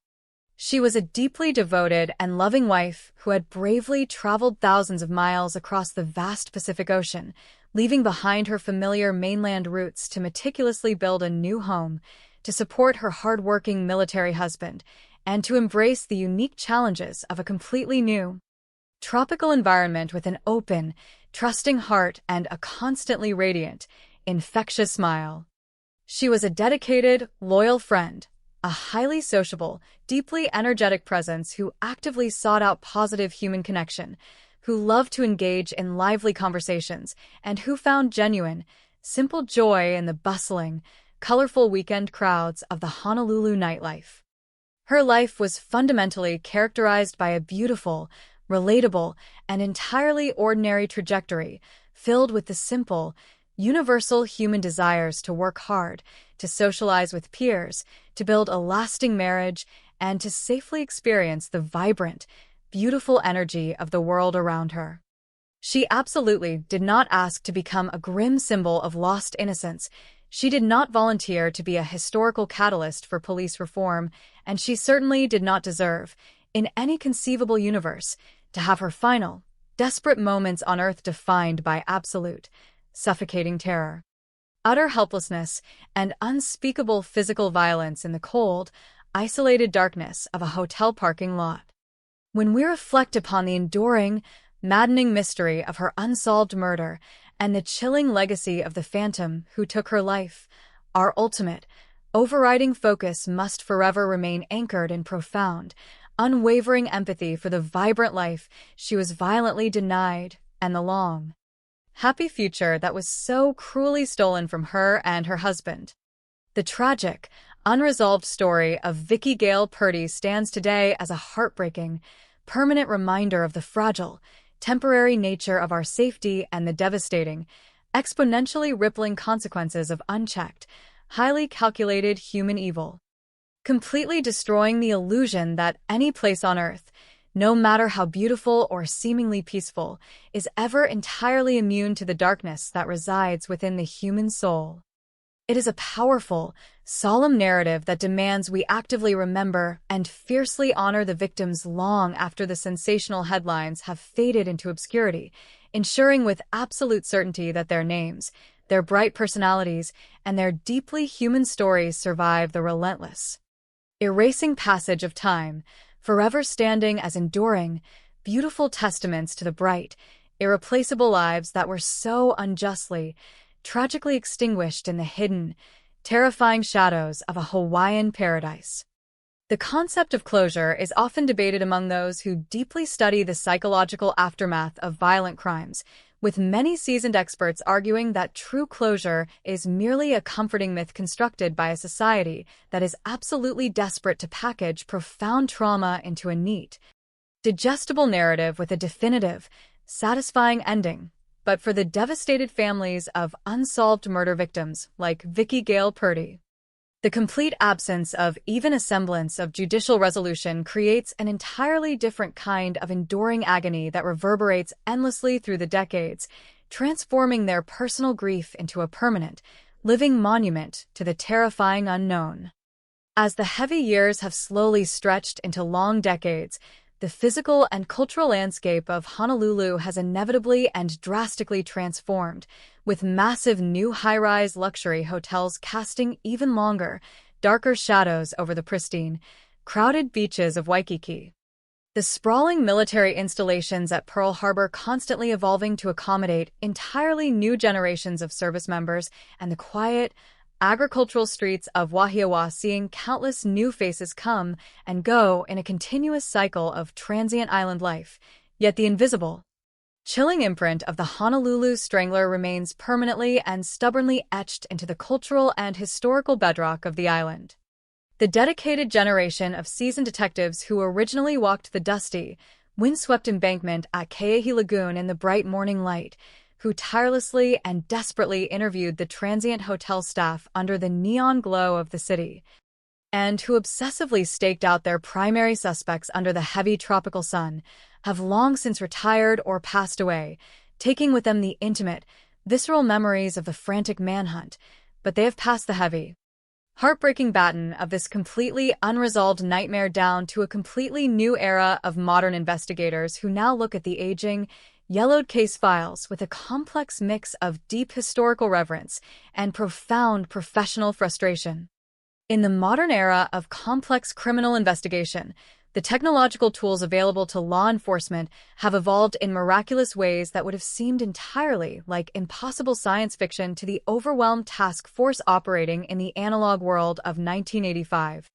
Particularly the groundbreaking advent of forensic genetic genealogy and highly advanced DNA phenotyping, which have systematically resurrected and miraculously solved countless historical cold cases across the mainland United States by extracting microscopic genetic profiles from decades-old evidence and painstakingly tracing the perpetrators through complex, sprawling familial family trees.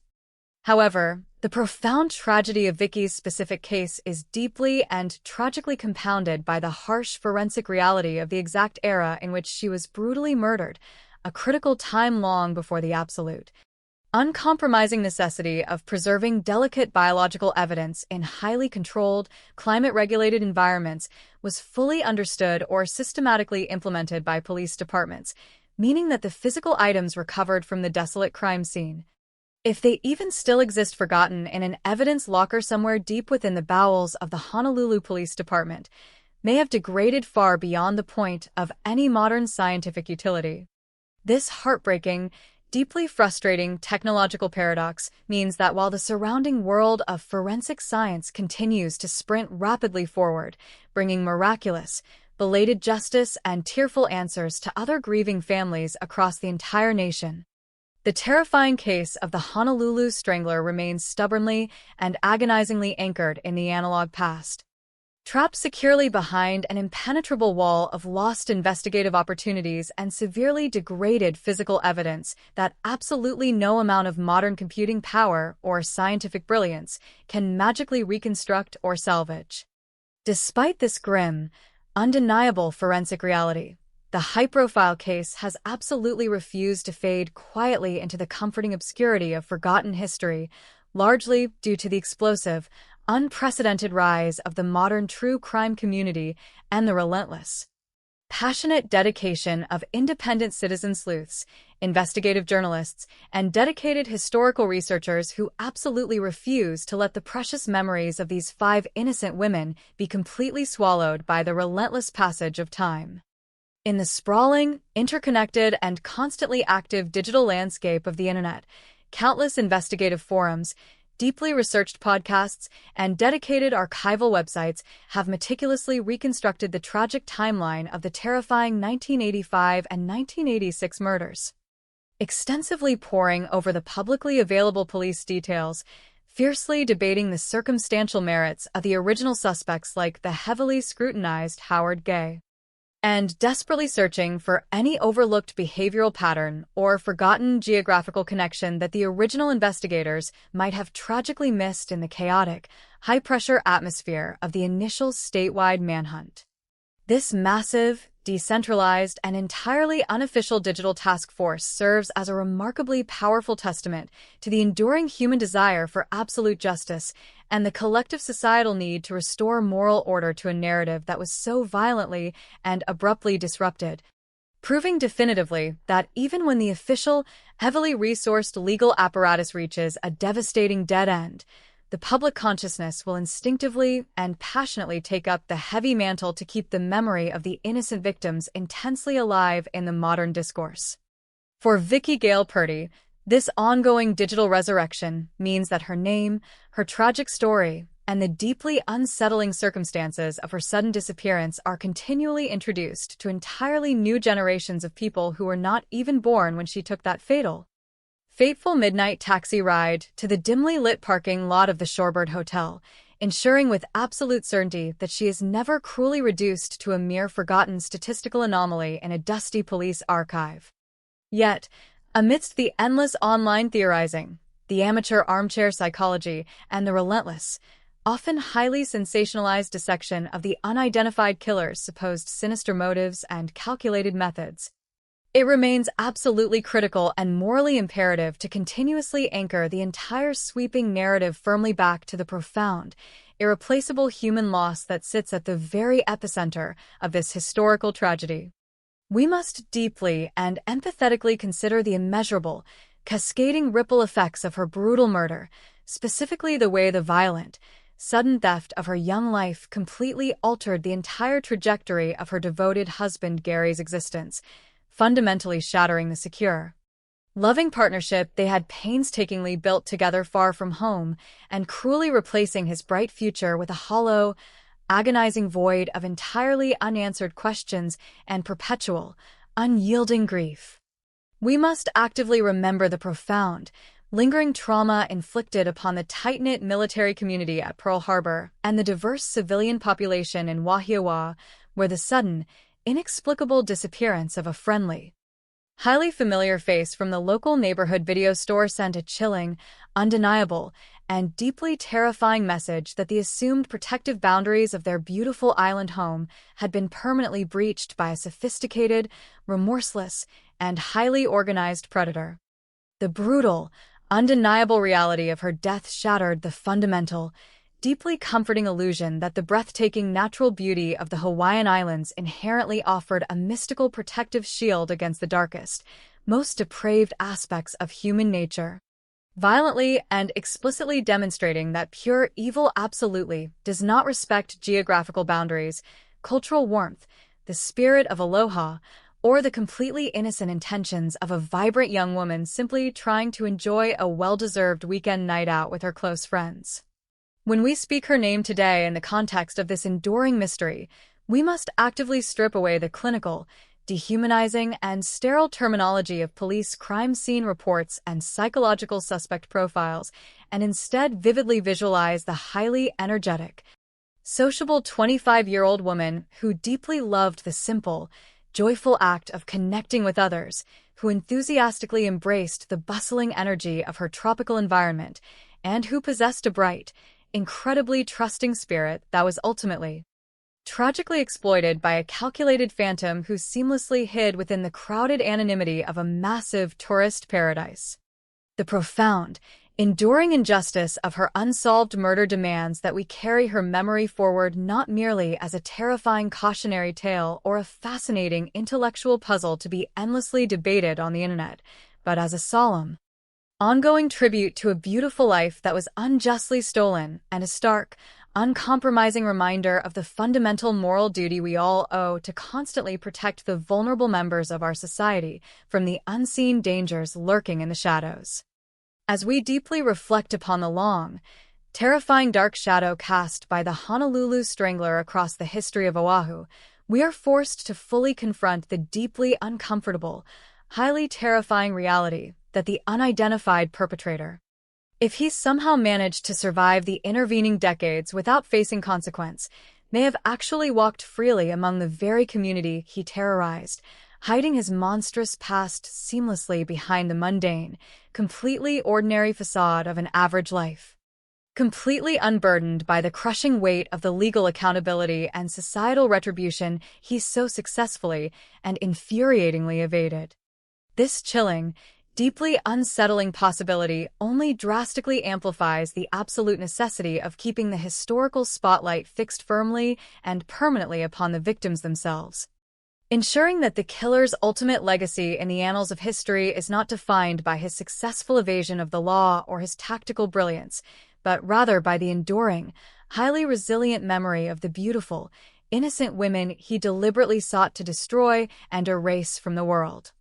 Therefore, the tragic story of Vicki Gale Purdy absolutely does not end in the desolate, windswept dirt of the Ke'ehi Lagoon embankment where she was so callously discarded, nor does it conclude in the frustrating, legally paralyzed, and deeply disappointing archives of the Honolulu Police Department, but rather it continues to exist as a highly powerful, living, breathing narrative within the collective, shared memory of those who absolutely refuse to forget her. Her completely unfulfilled dreams, her violently stolen future, and the sheer, unadulterated tragedy of her final, terrifying hours serve as a permanent, haunting echo in the warm tropical breezes of Oahu, a silent, enduring, and powerful plea for the ultimate truth that continues to resonate loudly through the decades, demanding that we never look away from the darkness, that we never stop questioning the official narrative, and that we absolutely never allow the profound evil of one man to completely erase the beautiful, radiant light of the vibrant life she lived. The passage of time will undoubtedly continue its relentless, unstoppable march forward. The physical landscape of the island will continue to rapidly evolve with the shifting tides of commerce, and the names of the original detectives will eventually fade completely from the active, living rosters of law enforcement. But the fundamental, unyielding truth of Vicki's wonderful existence and the profound, staggering injustice of her death remain absolutely immutable and completely undeniable. We truly honor her memory today not by obsessively focusing our attention on the monstrous, cowardly phantom who took her life in the dark, but by fiercely, passionately, and loudly celebrating the vibrant humanity she embodied every single day, by deeply acknowledging the profound, unhealable wound her sudden absence left in the broken hearts of those who loved her, and by collectively promising to hold her memory as a sacred, untouchable truth that absolutely no amount of time, no lack of physical forensic evidence, and no unsolved historical mystery can ever diminish, tarnish, or completely destroy in the enduring light of our shared human history. The profound complexities surrounding the ultimate resolution of a historical cold case extend far beyond the sterile confines of a police precinct or the dusty shelves of an evidence archive, reaching deep into the collective philosophical consciousness of the society that was forced to endure the trauma, forcing an entire community to continuously grapple with the agonizing concepts of unfulfilled justice, the terrifying fragility of human existence, and the deep moral obligations the living owe to the dead when the formalized legal system tragically fails to deliver accountability.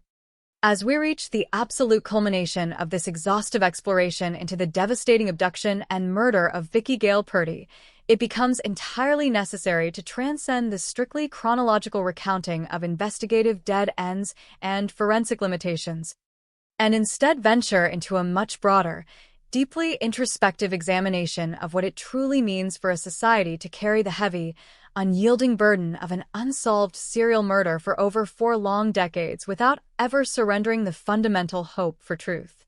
The magnificent, breathtaking island of Oahu, with its towering, emerald volcanic ridges and its endlessly rolling, deep sapphire ocean waves, exists today in a state of profound psychological duality, standing simultaneously as a world-renowned paragon of absolute natural beauty, tropical tranquility, and welcoming cultural warmth, while simultaneously harboring the dark, indelible, and deeply haunting historical scars inflicted by a phantom predator who callously utilized this very paradise as his personal hunting ground during the terrifying years of 1985 and 1986. The vast, expansive Pacific Ocean that entirely surrounds the Hawaiian archipelago serves as a highly poignant, deeply powerful natural metaphor for the agonizing mysteries that continue to shroud the terrifying reign of the Honolulu Strangler, for just as the seemingly placid, sparkling surface of the tropical waters can effortlessly conceal the unfathomable, crushing depths and the hidden, treacherous currents swirling violently below, the vibrant, sun-drenched, and bustling tourist mecca of Honolulu effectively masks the insidious, deeply depraved, and meticulously calculated evil that was quietly operating within its own vibrant borders. For the countless residents who lived through the suffocating atmosphere of intense paranoia and widespread, collective terror that defined the mid-1980s in Hawaii, the physical landscape of the island was forever altered, completely stripping away the inherent, naive innocence of their environment and fundamentally transforming the mundane, everyday spaces like a quiet hotel parking lot, a desolate lagoon embankment, or a simple video rental store in Wahiawa into terrifying, permanent monuments of unfathomable human cruelty and devastating loss.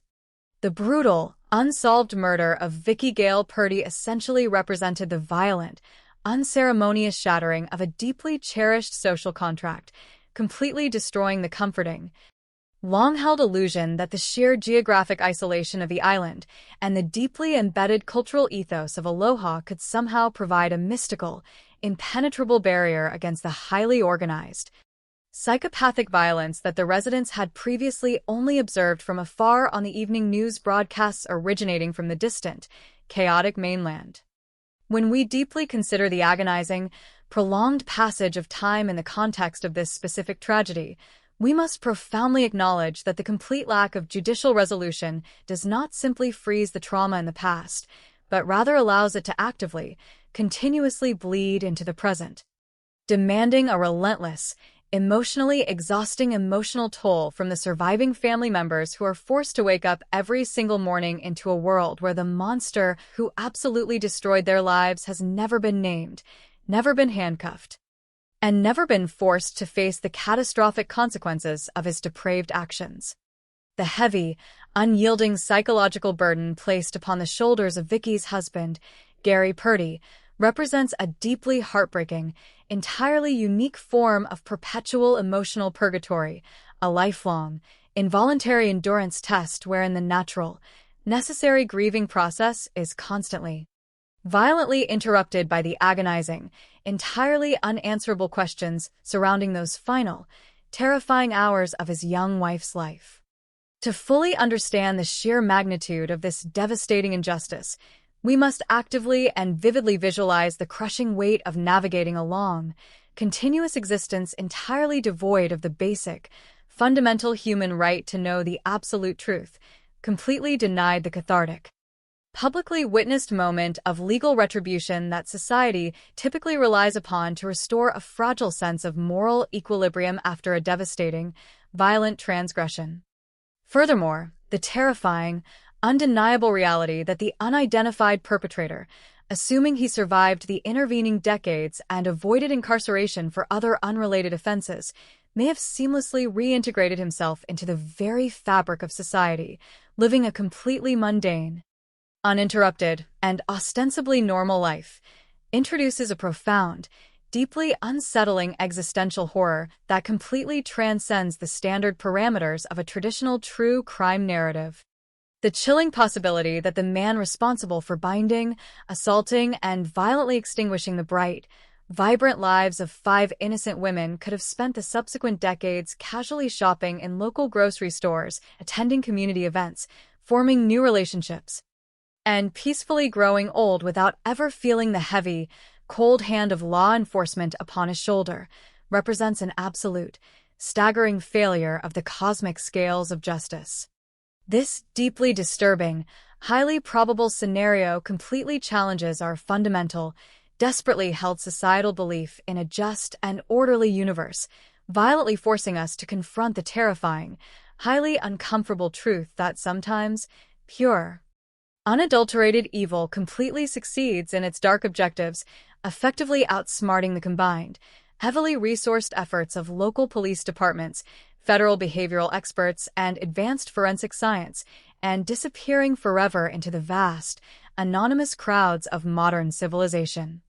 However, precisely because the official, formalized mechanisms of the American criminal justice system were completely paralyzed by a devastating lack of biological evidence and an insurmountable wall of legal thresholds, the solemn, sacred duty of maintaining absolute accountability has necessarily and permanently shifted away from the courtrooms and police precincts and directly onto the shoulders of the public consciousness.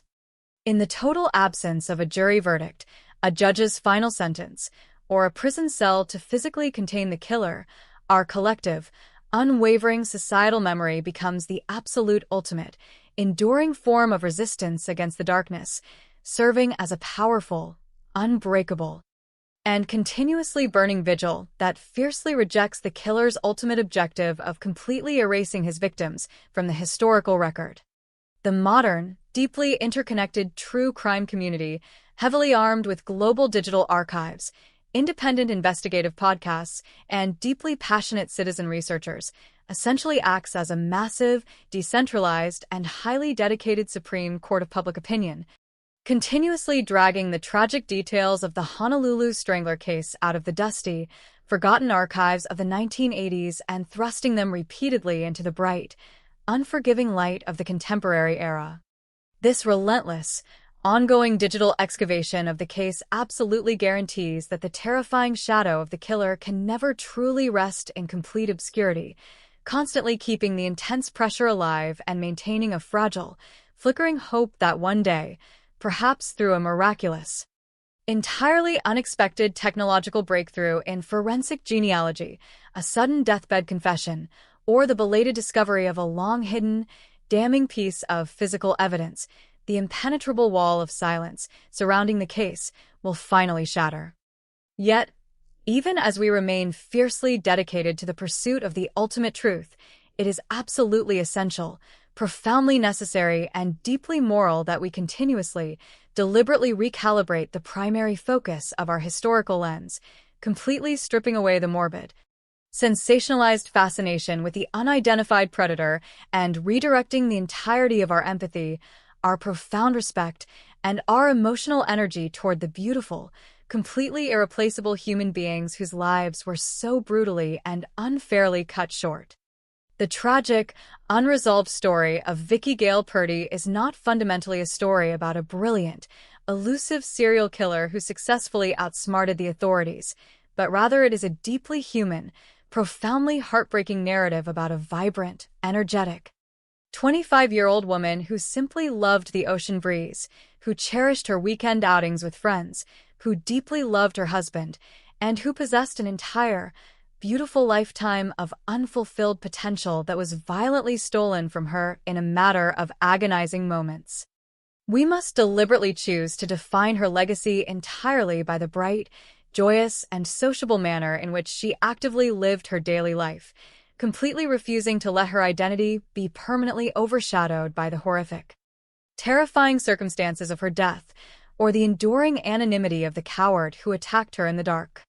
By actively elevating her humanity, by vividly remembering her infectious smile, her dedication to her marriage, and her adventurous, trusting spirit, we essentially reclaim her narrative from the grim, sterile grip of police statistics and true crime folklore, transforming her tragic memory into a powerful, enduring symbol of the absolute preciousness and terrifying fragility of life.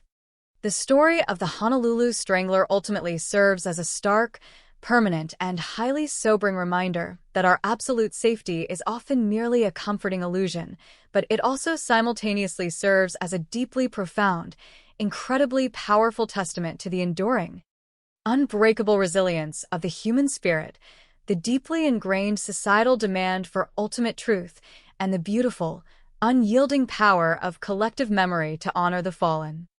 As the warm, gentle trade winds continue to sweep endlessly across the beautiful, towering volcanic ridges of Oahu, and the deep blue waves of the Pacific eternally crash against the golden, crowded shores of Waikiki, the silent, enduring memory of Vicki Gale Purdy and the 4 other innocent women remains permanently woven into the very fabric of the island, standing forever as a solemn, unshakable, and highly powerful demand for justice, a beautiful, tragic monument to the lives they were completely denied, and an eternal, burning light that absolutely no amount of darkness, no passage of time, and no unsolved mystery can ever truly extinguish.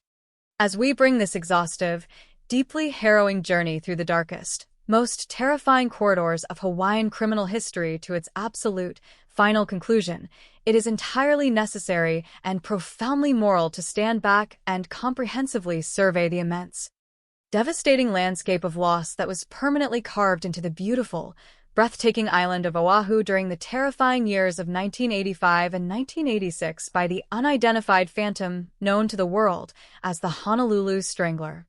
We must return our focused attention with an unwavering dedication and a profound, bottomless empathy to the bright, energetic 25-year-old woman whose tragic, violent, and completely senseless death served as the horrific, bloody catalyst for this entire statewide nightmare. A vibrant, deeply loved woman named Vicki Gale Purdy who had bravely crossed the vast, isolating expanse of the deep blue Pacific Ocean to meticulously build a loving, supportive, and secure life with her devoted husband Gary, a highly disciplined and dedicated United States Army helicopter pilot who was proudly stationed at the sprawling, historically significant military complex of Pearl Harbor. She was a fiercely independent, highly sociable young woman who enthusiastically embraced the diverse, welcoming, and warm culture of the island paradise, finding daily, meaningful human interaction and a strong sense of local community through her steady employment at a neighborhood video rental store nestled within the central, working-class, and heavily military-oriented town of Wahiawa. This seemingly innocuous, entirely ordinary retail job nevertheless harbored a much darker, inherently more concerning element due to the establishment's specific inclusion of an adult film section, a demographic reality that prompted a deep, persistent, and ultimately deeply prophetic anxiety within her protective husband regarding the types of transient, unpredictable, and potentially highly dangerous individuals she might inadvertently encounter during her regular daily shifts behind the customer service counter. This underlying, low-grade marital tension over her physical safety tragically and abruptly materialized into the ultimate, unimaginable, and paralyzing horror on the fateful, balmy, and seemingly peaceful evening of May 29, 1985, when Vicki, dressed carefully in a striking, highly memorable yellow jumpsuit and simply seeking a joyous, relaxing weekend night of socializing with her close friends in the crowded, neon-lit, bustling tourist mecca of Waikiki, unknowingly and fatally stepped directly into the invisible crosshairs of a highly calculated, meticulously organized, and utterly depraved apex predator.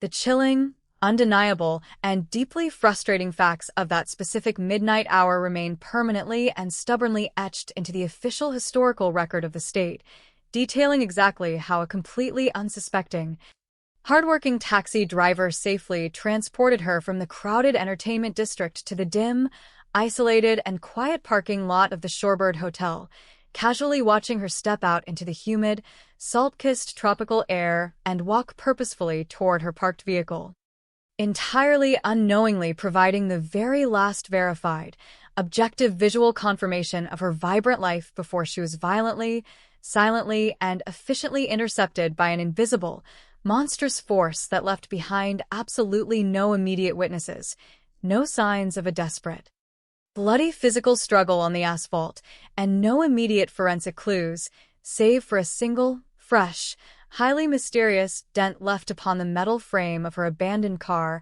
as a silent testament to the struggle that occurred in the shadows. The subsequent, absolutely horrific discovery made on the desolate, windswept, and dusty dirt embankment of Ke'ehi Lagoon on the early morning of May 30th violently and permanently shattered the deeply ingrained, culturally comforting illusion of island safety, revealing a grim, terrifying, and deeply disturbing tableau wherein Vicky was discovered completely lifeless, her hands cruelly, tightly, and securely bound behind her back to ensure total physical helplessness. Her shoes and her personal purse deliberately and methodically removed from the scene by a highly organized killer who took them either as macabre trophies or to eliminate identifying evidence, and her broken body bearing the devastating, undeniable, and medically confirmed signs of severe traumatic sexual assault and fatal, agonizing mechanical strangulation. This brutal, deeply intimate method of murder confirmed beyond any shadow of a reasonable doubt that she had been completely incapacitated, violently assaulted, and ultimately murdered at an entirely unknown, heavily hidden primary crime scene somewhere else on the island before being callously, disrespectfully discarded in the harsh elements near the noisy, industrial outskirts of the Honolulu International Airport like absolute refuse. The agonizing, decades-long, and deeply heartbreaking pursuit of justice that immediately followed this brutal, shocking discovery was severely, fatally, and permanently handicapped by the primitive, technologically limited, and highly fragile forensic realities of the mid-1980s. A deeply frustrating, analog era of police work that completely predated the revolutionary, case-breaking advent of highly advanced DNA profiling and genetic genealogy, forcing the massive, unprecedented, and highly desperate 27-member Joint Task Force of seasoned Honolulu police detectives and federal behavioral experts to rely almost entirely upon fragile circumstantial evidence, geographical profiling, and complex psychological analysis. This massive, unprecedented pooling of state and federal investigative resources ultimately led the desperate authorities to cast a massive, intense, and highly suffocating net of official suspicion over a primary, localized suspect named Howard Gay, an individual whose movements and behaviors seemingly aligned perfectly with a theoretical profile of the killer. Yet this intense, exhausting, and highly publicized phase of the investigation tragically and catastrophically failed to produce the concrete, irrefutable, and highly durable physical proof absolutely required by the stringent, uncompromising legal standards of the American judicial system to secure a formal grand jury indictment or a definitive criminal conviction in a court of law. This catastrophic, heartbreaking, and deeply controversial legal bottleneck completely paralyzed the massive prosecution effort, permanently shielding the unidentified, highly evasive perpetrator from ever facing a judge, a jury of his peers, and the devastated, emotionally shattered families of his 5 confirmed victims, an agonizing reality that forced a massive, systemic, and permanent evolution within the state's entire law enforcement apparatus. The sheer terror, widespread panic, and investigative failures associated with the tragic, unsolved death of Vicky Gale Purdy heavily and directly catalyzed a historic, groundbreaking, and completely unprecedented operational partnership with the Federal Bureau of Investigation, permanently establishing rigorous new investigative protocols for complex interagency cooperation, advanced criminal psychological profiling, and heavily resourced serial murder investigations that fundamentally, irreversibly transformed the precise way authorities in Hawaii train, operate, and protect their vulnerable citizens to this very day.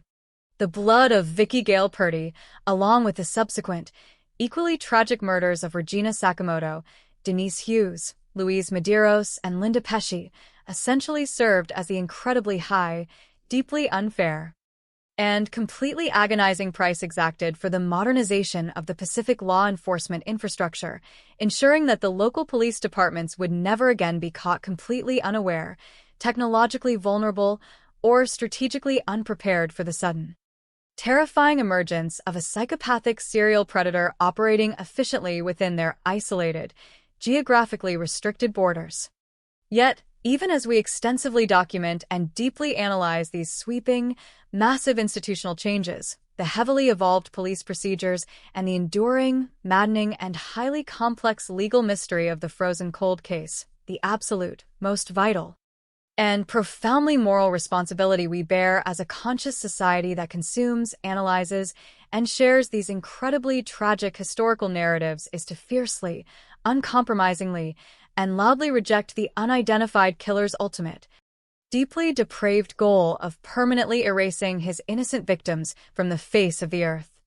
We must actively, consciously, and deliberately demand that we permanently enshrine the beautiful name of Vicky Gale Purdy in our collective, enduring societal memory, refusing under any circumstances to allow her to be reduced to a mere tragic, helpless, and clinical statistic in a dusty, forgotten police file, or a simple, abstract data point on an aging geographical suspect map, but rather choosing to vividly, constantly remember her as the beautiful, radiant, highly energetic, and deeply loved human being she truly was during her vibrant life.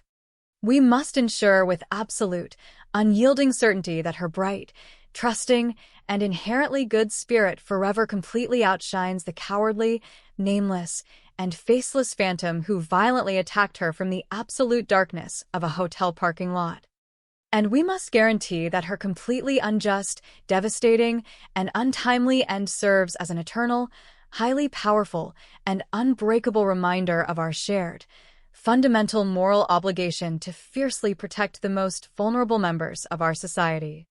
We must continuously, relentlessly, and passionately seek the ultimate, absolute truth regardless of the agonizing, eroding passage of time, refusing to let the decades dilute our collective outrage or our demand for ultimate accountability, and we must absolutely never, under any conceivable circumstances, allow the profound, unfathomable, and highly destructive evil of a single, evasive predator to completely extinguish the enduring, beautiful, and highly resilient light of human empathy, historical remembrance, and deep, profound respect for the precious, irreplaceable lives that were so unfairly stolen in the dark.